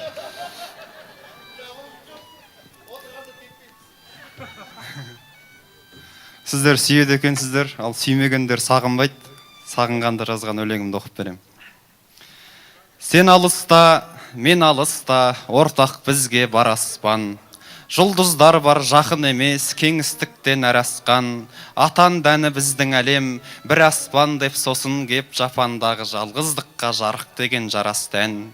Үркер жұлдыз көрінді ме, көрінді ғой апанық, жаңа айда сен жайлайтты қаламыма тақалып. Түндер ізді жасырады, басылады аптығы, күнде бізді көк аспанда бақылап құр жатадық. Көктемім деп келіп жатқан құстарға нұр іліктір, олар босқа келгені жоқ, жылы жақты біліп құр. Жаңылыстым дей алмаймын, жұлдыз күліп тұранық, сағыныштың сәулесі де терезеңнен кіріп тұр. Аспан біздің жақын ұстап тұрған бақ қой араны, ал тұмандар сөздерімнің буы шығар жаңағы, жүрегіңнің, түнегіңнің ашай қара есігін, қазір менің сен деп жазған өлеңім кеп қағады. Сәлнелеу. Жанарынды мұншақта біз жыла жеңілде деуші еді. Көзсіз ғашық болсақ та біз жақсы көрем мен сені. Түсіменіп ұйқымды ұрла, ай кезбеге айналдыр, батыратын сиқыр мұңға батыры жоқ майдан бұл. Жеңілемін күнді алдында, бүгін тағы сен жеңдің. Көлеңкен боп ырғалдым да, соны еріп сенделдім. Құшағына гүл өсірдім, бұлбұл салды әңгебеу. Мен дегенім білесің кім, білесің ғой, сәлнелеу. Өкпелетіп алсам сені, өктем сөйле қысылма, арманымның ансар шегі кірпігінің ұшында. Кешір алсаң кешір қарғам, сәлнелеуімін білесің. Ескі күндер есімді алған келер күнде үлесім. Айыбы жоқ адасқанның, уайымы көп бірақта, бақытыма балашқанмын сынақта бір жұмақта. Өзінде жүр мендегі арман, қарақат көз гүлерін, мен сәлнелеу, сенде қарғам, сәл андайсың, білемін. Ал мен бақыттымын. Күнім дегенде күлім дегенің үндестік.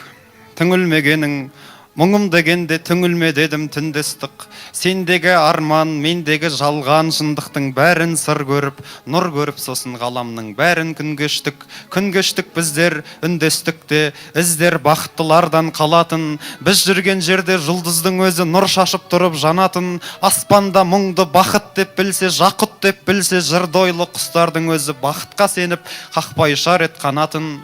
Мен іздеп келем мұңсызбын деген адамның даусын алыстан. Сен мені жерде бақылап жүрсің ғарыштан.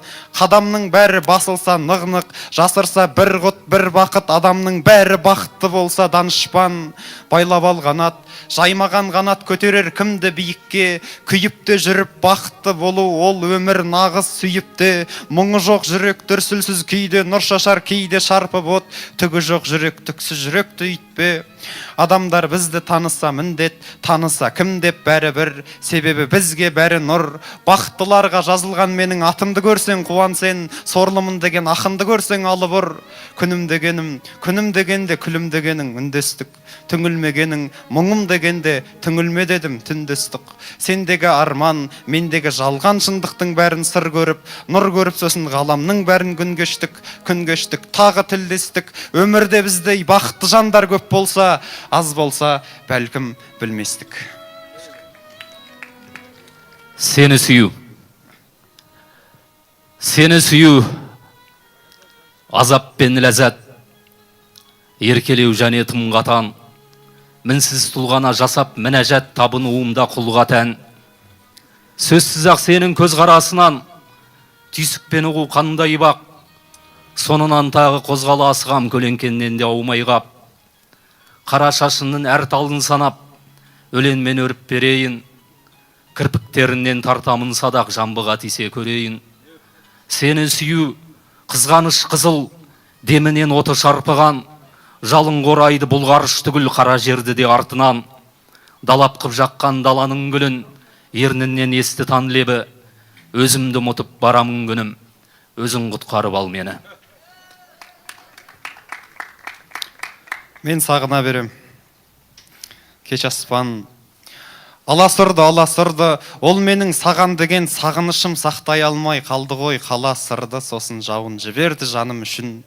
Мен көтерген бұлттардан түсіп тамшы шылқытып жіберді ме, кешір жаным. Аспанға тағы да сұқтаншы, көңіл бұлттың көресің көшір қағын.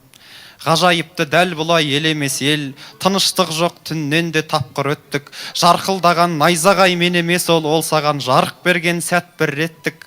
Аспан кезіп жүргендей сенделемін, теңіз кешіп жүргендей батырғаның. Сен деген күн емес пең, мен дегенің келді аспанға, сол үшін жақындағым. Қара аспанның түсіне тиіспесен, келе қалды біздерге бәрі ұқсай, жел әкелген исіңді иіскесем.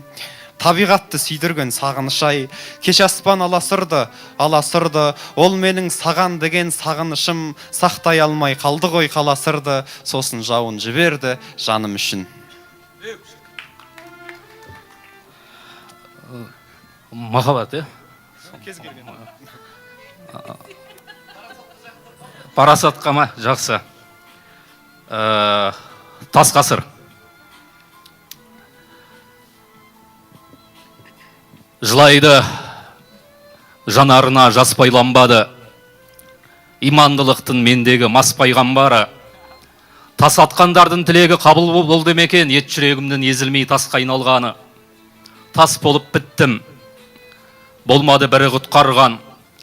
40 шілтен қайда құрғырай қырылып қалған, жұбымды іздегеннен не пайда, жалғыз болмайын деп өлі жалғыздық шығады тәрі жұптардан. Адыра қалсын, армандар орындалмаған, қас дұшпандарымда қосылсын қолымда алмаған, жолым болмаған күнімді жұбатып алармын, адамдар жоқ қой шынымен. Өмірді алдаған, алдамшы бәрі, еріне төсіп оялған. Алыстап барады қозының көші баяннан, өмір дегенін түстейміз жо-жоқ адамдар, өмір дегенін сол түстен шошып оянған. Оянған сәттен алдайды барлығы бәрін. Алдау дегенін яллам алды күнәнін, ар жағын айтып қайтейін, ардын естеймін күлген адамдардың көзінде зар жылағанын. Тас болып біттім, жұбатып болмаймын әлек. Бір басқа сыйған онсызда оң қайғым бар ет, санаған кім бар солардың бәрін басатын садаған болғыр қолға да қонбайды валет. Араны неге білмеймін жараның кеппеді, дұғада метеме бойдағы даланың мектебі, кеңістік дегенді білмейді кеңсеге құмар шуға ерінетін ұсқынсыз қаланың кептері.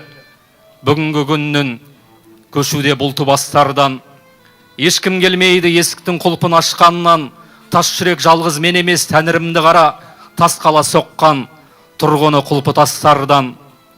Айналып кетті тау тасқа айналамаған, баяғы жартас сол жартас тайғанамаған.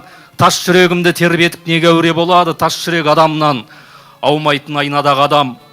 Бірі бөлмелердің төрін ап бірі көрмелердің, тізім азайып барады тірі пенделердің. Тастай қараңғы түндерде тас жүректерде сынығын іздейді, сындырған шыны кеуделердің. жадымнан өшкен күндерге жақсайғақ сурет. Жағалауынан жанардың жастаймақшы кеп, тастан қаланған тас қала тағы той жасады, тас жүрек тіледі қыздары тастай батсын деп. Келмеске кеткен керуенмен көш керіп біздер, есіме түсіреді ескірген естелік тіздер, тас атқандардың қабағы тастай қатулы, тас ғасырға айта орнады. Хош келіпсіздер. Тас ғасыр айтатын, тас ғасыр. Ғасыр жылдан құралады. Жыл. Желтоқсан келіп, жеріп кетпейді желіккен жүрек жаңбырдан. Желтоқсан келіп еріп кетпейді әппақ қар жауған жан нұрдан. Қалар бітеді ал сосын тағы үмітін күтіп үзік жүр, хабар күтеді тағдырдан. Қаңтардың соғып аязы қатты, бағынбас, білем бағынбас. Аяссыз өткен қаңтарға менің арымғас және жанымғаз. Батырып жерге ерітіп алып, әппақ жүргелер бір көктем. Қатырып қаңтар бағымдаш. Ақпаным менен, тапқаным менен сездіріп тағдыр тынысын. Көзгіліп бәрін баққа бір келем, не үшін және кім үшін. Алысқа абайлап ұмтыла берем, арқансап әппақ ақпанға, ғарышқа байлап бір үшін. Наурызым менен құстарым келіп, қанатым менен тербесін, тербетілмесе терең бір жырмен елгесін және ергесін. Тоңарма дебем, оңалды білем, келеді кеткен құлабыз, оларда жылу көргесін. Сәуір қолдаса, сағынып тұрып қауышар тал мен жапырақ, тәуір болмаса оны да бірақ құнарсыз етер топырақ. Ұзарып тұрып күн қимай жерді сәуірді сол бір батады қызарып тұрып атырап. Мамырың келіп, жарығын беріп, жазықсыз түнді жазғырып және жаз күліп келсін дейді олар бір күн саз қылып, мәз қылып жүріп көктемде кетер келіп үлгермей келтең деп жазғымы тонда наз қылық. Маусымым сосын маужырап тұрып, атырады әлі ақтаңды, жаушы нұр дейді қалайды, ол да жанына рақат тапқанды. Жалғасыңа от болып жүріп, қоламта шоққа айналып, сағынасыңа ақпанды. Шілдем деп шығар шығыстан тағы шырайлы атып шынар күн, шілдем деп шығар ыстықтан соңғы жауынын ашын құмармын. Қандырмай жүрсе қанағатымды, қағанағымды қарық қып жаңбырдай мөлдір наргым. Тамызда жетер құшағын ашып, тұсауын ашып сұр күздің, күзге биіктен құлауым үшін тамызға мұнар тұрғыздым. Дегбірі тұсап, жапырақтарын сарғайта бастар қаратал, секпілі ұқсап бір қыздың. Қыркүйек жетіп, күз келді дейміз, қыз келді дейміз жұбатып, түзден дездейміз, ізбен дездейміз, сұлуды сосын ұнатып, атырапқа мұң сыйласадағы талғайың біткен тазарар, жапырақтарын құлатып. Қазаным келер, жазамын нелер, жазбаймын бәлкім жаратып, таза мұң деп ел жапырақтарды хат қылар әр күн таратып. Қыс дәрмен көрем деген ой келер, сосын бір тосын іркіліп, құстармен ұшып баратып. Қарашам келер, қылықтым менің, ұлықпын деген бәрінен, үміт гүлдерім үдесе өсу бәрінейім және жаның ем. Барынап қойған сияқты мына әдеміліктің жаһанда, орнап жылдың төрінен жылжып барам ба тегімен. Өмір деген төрт ағарып өлімде. Төрттағанда ортаға алып тағдыр отыр төрімде. Мешіт басы ай тұрағы, соны керуен шудалы. Ол жақта әңгіме айтылады о дүние туралы. Көше басы мейрамхана, соны мәйіт ханама. Қанша қамшы тиді арқама, айтсам айып болама. Кеше бүгін ертең деген үш күніміз үштаған. Дерт өлсе де серт өлмеген махаббатқа ұқсаған. Осы үш күнді аңыз қылып, созамыз кеп 5 күнге. Парызды өтеп қарызды күт, ештен айтпай ешкімге. 5 күніміз құраптапта, жазылмаған сценарий. Керең киген құлақ қапта, ән ойнап тұр. Селәви. Тағдыр. Тағдырға сырым болсын беймәлім, ол да бір сатқын нетем мен. Аспанның нөсер төгісіндей қалың жаумайды ойда бекерден. Тағдырым мені білмей кәдімгі мен оған жасап тосын сый. Болсын да айда күндей қадірлі, ол үшін сен де сосын сүй. Өлеңге өмірдің сызып мазмұнын, беттерін беттеп жарақтап, қимылдамасаң қызықтаз бүгін парақтақ. Мұқабасында маржан іріптер, көмкергені сол көмген ол, жерлемейді де арзан өліктел, ақынның қымбат өлген ал. Құдай жазады тағдырды дейді, өзім жазған өң бар құны, Құдай жауғызар жаңбырды мейлі, ол бірақ аспан тағдыры.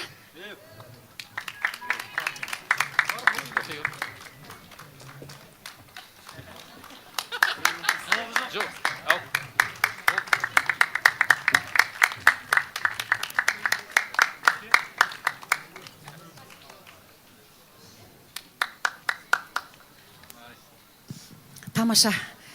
Осымен бұл екі өңірдің сайысы аяқталды. Кім жеңіп, кім жеңілгенін өздеріңіз көріп отырсыздар. Бұл жерде жеңіліс деген нәрсе жоқ. Бұл жерде поэзия жеңді. Бұл жерде өнер жеңді, өлең жеңді. Бірақ енді бізде бәрібір жеңімпаз болады. Оны келесі екінші күні анықтап, біз үшінші күні оның хабарын осы жерде айтатын боламыз. Бәсеке бар жерде даму болады. Сондықтан осы екі команданың ертең біреуі келмейді қайтадан. Өте өкініштісі сол, бір сөзді қазір айтам. Бірінші сөзді осы жердегі Ерлан, Жүніс, Бейбіт, Сарыбай, Нұргүл, Маулина әпкелерімнен бір өлең сұрағым келіп тұр. Ерлан аға, бастайсыз ба? Бір өлең, бір пікір. Кезек-кезек шыға беріңіздер, ана партияның хатшылары ұқсап арттарыңда тұрмай бір-бірден.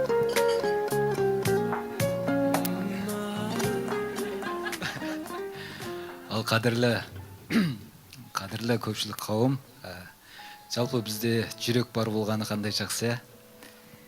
Мына жүректің кеудеде бар екенін білу бір бөлек, бар екенін сезіну бір бөлек деп ойлаймын.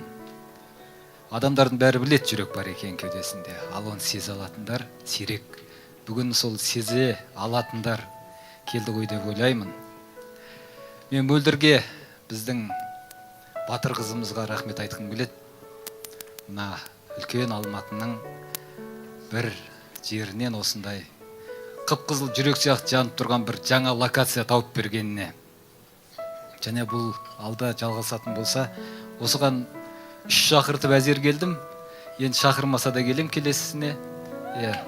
Өйткені бұл Алматы, мен жігіттерге айтқым келеді. Жалпы жырлаңдар деп, жырлаңдар жігіттер, жырлаңдар жүректер деп. Өйткені бұл Алматы сырағаңдардың, ғафаңдардың, сағилардың даусын естіген Алматы. Мына Алатау, Жұмекеннің, Мұқағалидың, Қасымның, Төлегеннің даусын естіген Алатау. Бұл Алматы, бұл аққайыңдар кеше ғана Есенғалидың ебіл-дебіл етіп өлең оқығанын, кеше ғана Темірханның тауды теңселтіп өлең оқығанын, кеше ғана Мұхтар Шахановтың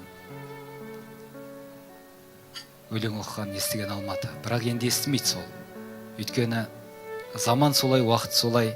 Есесіне бұл Алматы жаңа дауыстарды естіп жатыр бүгін. Өзімізде осындағы мына еламанды, ерікті бұрыннан білеміз. Әдеби ортада аты шығып танылған жігіттер. Бірақ мұнда отырған өзге де ақындар жастардың жаңа бағытын, жаңа дауысын естіп қуанып отырмын. Бұл дауыс бүгін Алматыда естілсе, ертең бүкіл қазаққа естілетін дауыс болсын деймін. Бұл дауыс қазақтың дауысы болсын деймін. Ақынның ғана емес. Сондықтан мөлдірге мыңда бір мәрте рахмет айтқым келеді. Жасай бер. Біз қолдауға әрқашан дайынбыз. Онда мен бір өлең оқып берейін. Бір жарық мекен байқалам алдан, болмаса тоқта, мен түсем. Духаналар мен мейханалардан мұңымды шем, дертті шем. Алдымнан менің жарқылдап күліп, ақжайнақ қалқа қарсалар, маэстро дос саңқылдап тұрып, шайыр келді деп жарсалар, шайыр келді деп шарабын құяр, қыздың ерніндей шарабын, даяшы қыздың жанарын дұяң жалт ете қалар, жанарым жалт етер сәуле өкінбе деген. Үнсіздік әулие сөз батар, маэстро дос жетімдерменен, өкіл әкені боздатар, қоздатар бәрін боздайды дүние, боз үміт, боз ой, боз арман. Дәл мендей өлең жазбайды дүние, мен дүниедей жазалман. Жазалғам, жазғам, жазықты болғам, жасына көздің шияққан. Әлемнің мынау нәзіктігі ардан, мықтылығы да ұяттан. Ей сұлу қыздар, оқыңдар өлең, іштегі аңсар тек көлер. Қорықса егер, ақындар неден, арулар соған тап келер. Жеттенді, өшір, жарықты дөшір, жүдедім, жаздым, қамықтым, сағынғам, сүйгем, жалықтым кешір. Бәрінен досым, жалықтым. Жүректің қанын қотарып іштім, көтеріп іштім көз жасын. Мен ұлы ақын атанып іштім, сенбегенменен өз басым. Ішпеймін енді, мейханалардан, алып кет алыс жолдарға. Бір жарық мекен байқалам алдан, бір жарық жүрек бар ма алда.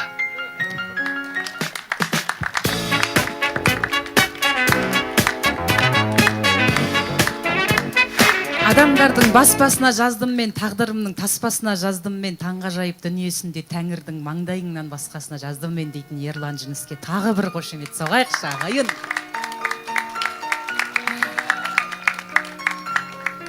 Бұрымыңды қимашы дейтін Нұргүл Маулинаны ортаға шақырамыз.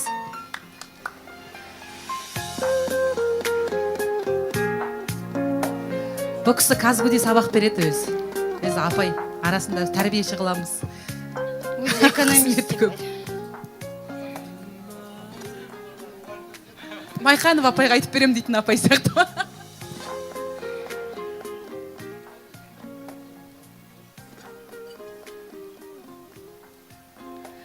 Бүгін осы тамаша кешке Мөлдірдің сөзін жерге тастамай келгеніме өзім қуанышты болып тұрмын.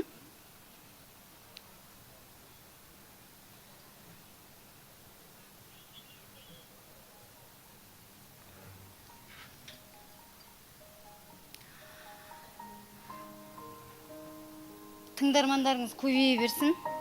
Бүгінгі кештің хабары жеткен, жыр сүйетін жүрек келесі сәрсенбіде осы жерден табылатынына сенемін. Өткен күн домбыраның ескішегі, көңілден талай жылдың көшті сеңі. Жүректе бала күннен қалған саз бар, сол әуен естір әннің естіседі. Сағағы сар жіптен тоқылатын, сар желген сағыныштың оқыбатын. Оймағын бармағына іліп шешем, әндетіп жабу тігіп отыратын. Сол күнге қайта апарар кім бар мені, шалғайға әкетіп тау жылдар легі. Мұңлы әуен сақталыпты жүрегімде, сол әуен есімдәлі тым зарлы еді. Кең жайып дүниеге қос қанатын, сығалап терезеден кеш қонатын, ала көбең әлемге жарық төгіп, сәулесі жылт-жылт етіп пеш жанатын. Көңілдің бояулары көшті күрең, сол кезден қалған сазда ескі білем. Елітіп әуеніне қалғи кетсең, жайлы жер бар мекен сол пеш түбінен. Өткен күн домбыраның ескішегі, көңілден талай жылдың көшті сеңі. Аспан сұр түбіт тартса, есіме сол түбінде шешем отқан пеш түседі. Рахмет. Бейбіт Сарыбай. Жаңа Мөлдір, өлең жеңді, өнер жеңді деп отырсың ғой. Мен сен жеңдің деп айтқым келеді. Сен жеңдің. Өлеңге мұнанша құрмет көрсетіп, өлең деген енді театр сахналарында, басқа да сахналарда жасап келген өлең ғой, биік мінберлерде оқылған өлең. Ал сол өлең ресторанға кіріп келді. Күшті ма? Керемет қой. мынаны сезіндіру керек, мына аураны, мына атмосфераны, мына елге, жұртқа кәдімгі керемет қой мынау деген. Өзің отырып, рахаттанып, Алматының ашық аспанның астында өлең тыңдау деген керемет. Шіркін қойып кетпеген адамдар болса, таңдайға 9 грамм виски тастап қойып, керемет емес па? Жақсы ғой. Енді мынау жігіттерге айтайын, мен Еламанды танығалы 15 жылдай болып қалды. Енді Ерікті де біраз уақыттан бері танимын, екеуін де білемін, шығармашылықтарынан хабарым бар. Олар қастарына жас ақындарды ертіп келіпті. Сендерді көріп қуанып отырмыз. Есенғали айтады, Есенғалидің сөзі мен Ұлықбек ағаның сөзін айтайын. Ең ұлы ақын жас ақын дейді, ең ұлы ақындар жас ақындар. Ал Есенғали айтады, өлең жазу қызықта қиында емес, жас 30-дан асқансың дейді. Қазір нағыз өлеңнің бір қызықта кезі, қызығы мен қиындығын қатар сезініп жүрген керемет кездерің. Тағы да сол Есенғали айтады, мықты өлең, нашар өлең, күшті өлең деген болмайды. Өлең деген не бар, не жоқ дейді. Мен бүгін өлең тыңдадым. Рахмет жігіттер. Өлең, шын мәнінде сол өлең тыңдадық. Енді жаңағы құрметтеп отырмын ғой, өлеңге деген құрметтеп отырмын. Бұл жаңағы ресторан, мынау ашық аспан астынан бөлек, мына жердегі тірі дауыста жаңағы скрипкасы бар, сыбызғысы бар, тағы не еді? Виолончелмет. Сондайлардың барлығы тірі дауыста қолдап отыру деген үлкен нәрсе ғой. Енді бізге де өлең оқыған кезде солар тұрса болады, енді жоқ қой енді.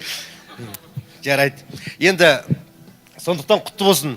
Бұл жігіттердің енді қайсының келесі кезеңге өтетінін ол өздерінің жанкүйерлеріне байланысты. Сондықтан ешкімге ренжімейсіздер, жанкүйерлеріңе ғана сәл-пәл өкпелеп қалулары мүмкін. Бірақ ол кезде сендер жеңілдің деген сөз емес. Бұл жерде ешкім жеңілмейді, тек қана жеңіс бар. Келесі бір топ жеңуі мүмкін, неге мен жеңесін деп былай қарап жатырмын. Сондықтан жеңіліс жоқ. Бұрыс сәтсіздік болды деп ойлау керек, ал жеңіс қана бар. Енді сондықтан бір өлең деп жатыр ғой. Ерлаштықында енді анау жол санымен де, әріп сәнімен де алып келгенде бір екі өлеңін жабылып, Ерланның бір өлеңін жетер. Мағынасы жағынан да, әріп сән жағынан, сондан қатар-қатарынан бір екі өлең оқып бере салайын, қысқадан нұсқа. Өтініш. Мазаламайын, мазаламашы, тып-тыныш өмір сүрейік. Сен мені мүлде жасаламашы, түк болмағандай жүрейік. Ғашық етпейін, ғашық етпеші, жігерді құмдай езбеші. Жанымды менің жасын етпеші, қайғы мұңымды сезбеші. Сағындырмайын, сағындырмашы, жаныма тыным бер менің. Ессіз сезімге бағындырмашы, болмайын сенің ермегің. Күттірмейін де, күттірме мені, кездесуге де шақырма. Бір бақыт ұзақ күттірген еді, сен олай етпе, мақұл ма? Осының бәрін терістейікші, бұл менің қатал жарлығым. Осы айтқандарға келіспейікші, керістейікші барлығын.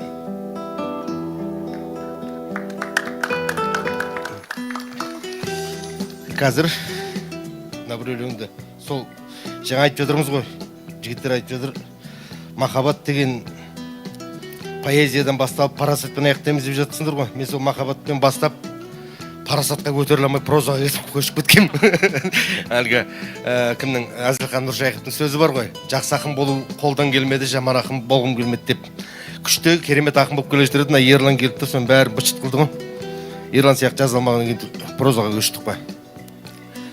Телефон емес, ұялы телефон емес, ол жердегі домашний телефон бар ғой, шырылдайтын, теретін, сол телефон деп елестетіңдер. Телефон емес.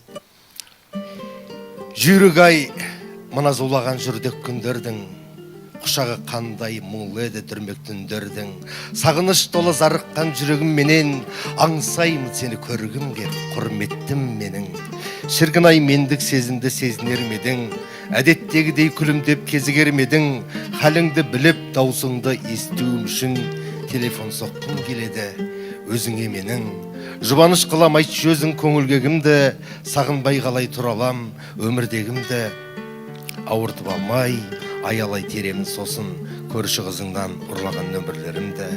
Тыныштық тілеп сол сәтте тағы да маңай, көңіл құс ұшар өзінің бағына қарай. Талықсып ұшқан гудоктар созды берең, телефоныңды шыңғыртты жанын алардай.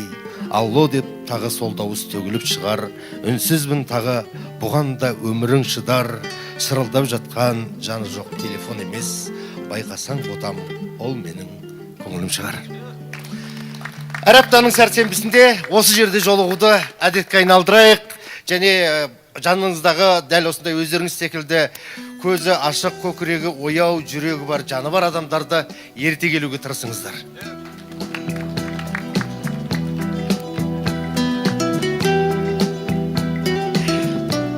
Бүгінгі екі облыстың сайысы бізде мәресіне жетуге жақындады. Бүгін мені қолдап, осы жерде не болатынын түсінбей, бұл не нәрсе екенін білмей билет алып, мына екі командаға мүлдем ризамын. Өшім пойызға мініп келе салғандарыңа ризамын. Осы жоба бұйыртса тарап, көп адамдар хабардар болып, қоғам біліп бұл жайлы келесі командаларды өздерінің облыстары ұшақпен жіберсін, Құдай қаласа. Мен енді осы жобаны жасардың алдында дауыс беруді қалай жасаймыз деп, Каспий олай ашпаймыз деді. Активпен Киселдің конторасына барсам, олар біраз проценттер ұстаймыз деді. Сонымен әйтеуір кеше түнгі 3:30-да түнгі менің сайтым дайын болып, міне бүгін Аллаға шүкір барлығы өзінің ретімен келіп жатыр. Мынау артымызда тұрған сахна, жаңа ойнаған аспаптар, осы жер барлығы енді сондай үлкен еңбек, ақша, күш, энергия. Аяқ жағында айттым ғой, жаңа телефонды өшіріп, өзім қашып кеткім келіп, сосын тәуекел деп. Шүкір бүгін міне тамаша өткен сияқты. Енді осы жобаның басталуымен көп кісілер маған гүл алып келіп отыр екен. Ол гүлді жайдан жай алуға ұялып тұрмын, сонымен бір өлең оқып берейін. Одан кейін ақындарымызды марапаттап жіберейік, я? Өлең жазу керекпін. Мен өлеңім ғой. Өмір сүру міндеттелді адамға. Мынаның фонымен мынаны оқи алмаймын. Жарайды. Қоя бер. Көктем үшін керетін қанатыңды, күзгеде жайғаның не? Мен аңсап шарлаушен қой қаратынды. Іздемей қойғаның не? Гүлді сүйсең беререм, күнді сүйсең сағымдай арманым де. Сағат тілін саусақпен жылжыту сең сағынбай қалғаның не?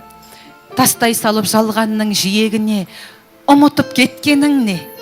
Салқын өтіп барады сүйегіме, жылытып кетпедің бе? Санам аңсап сертінен жаңылған жоқ, ғажайып ол шақтарда. Келме дедің, жүрегім ауырған жоқ, тек кеудем босап қалды. Ал беріңдер гүлдеріңді. Ғажайып ол шақтарды, келме дедің, жүрегім ауырған жоқ, тек кеудем босап қалды.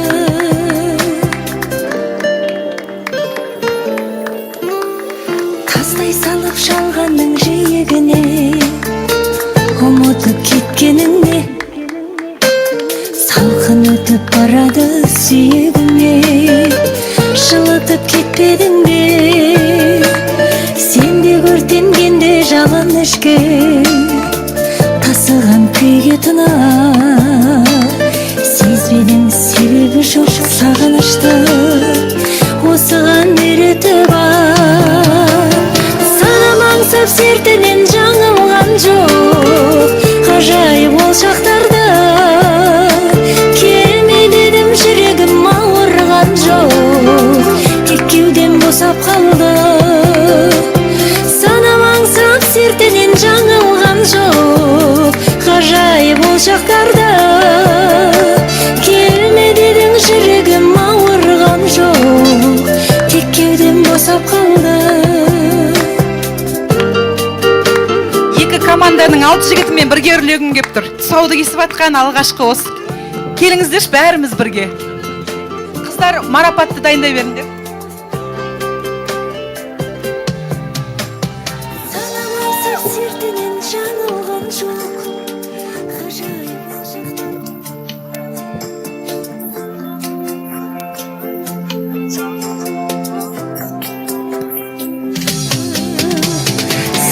Аңсап сертінен жаңылған жоқ, ғажайып ол шақтарда.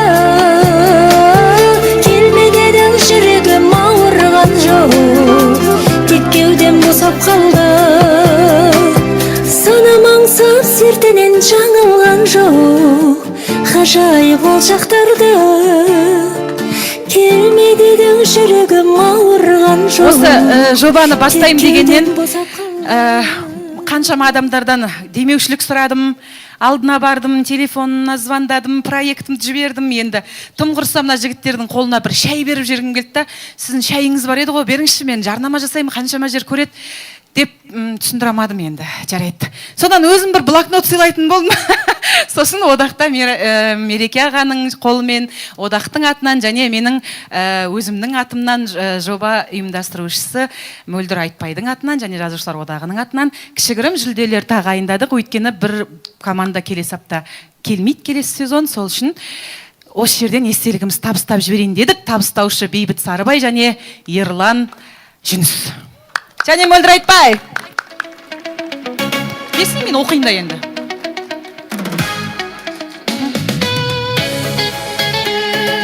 Қазақстан жазушылар одағы Мөлдір әлем.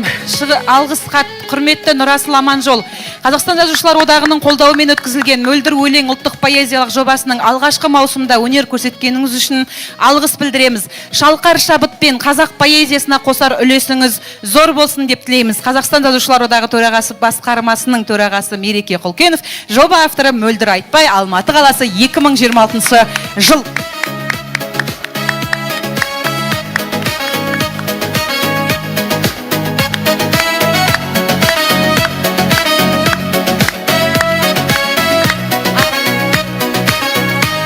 Ерік Нарын осындай 100 мың теңгелік сертификатпен және өздерінің есімдері жазылған блокнотпен және алғыс хатпен марапатталады. Бізге демеуші болам деп жатқан адамдар болса, хабарласыңыздар. Келесі жолы шапан жабуға болады, машина мінгізуге болады, 500 мың теңге беруге болады. Мысалға, енді мен шамам жеткені осы болды.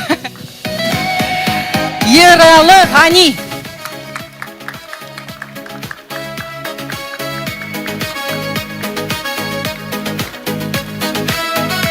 Ерлан Аманғожа.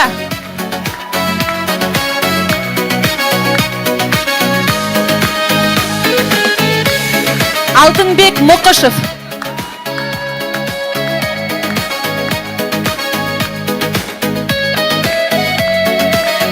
Еламан Қабділәшім. Ана ағалы.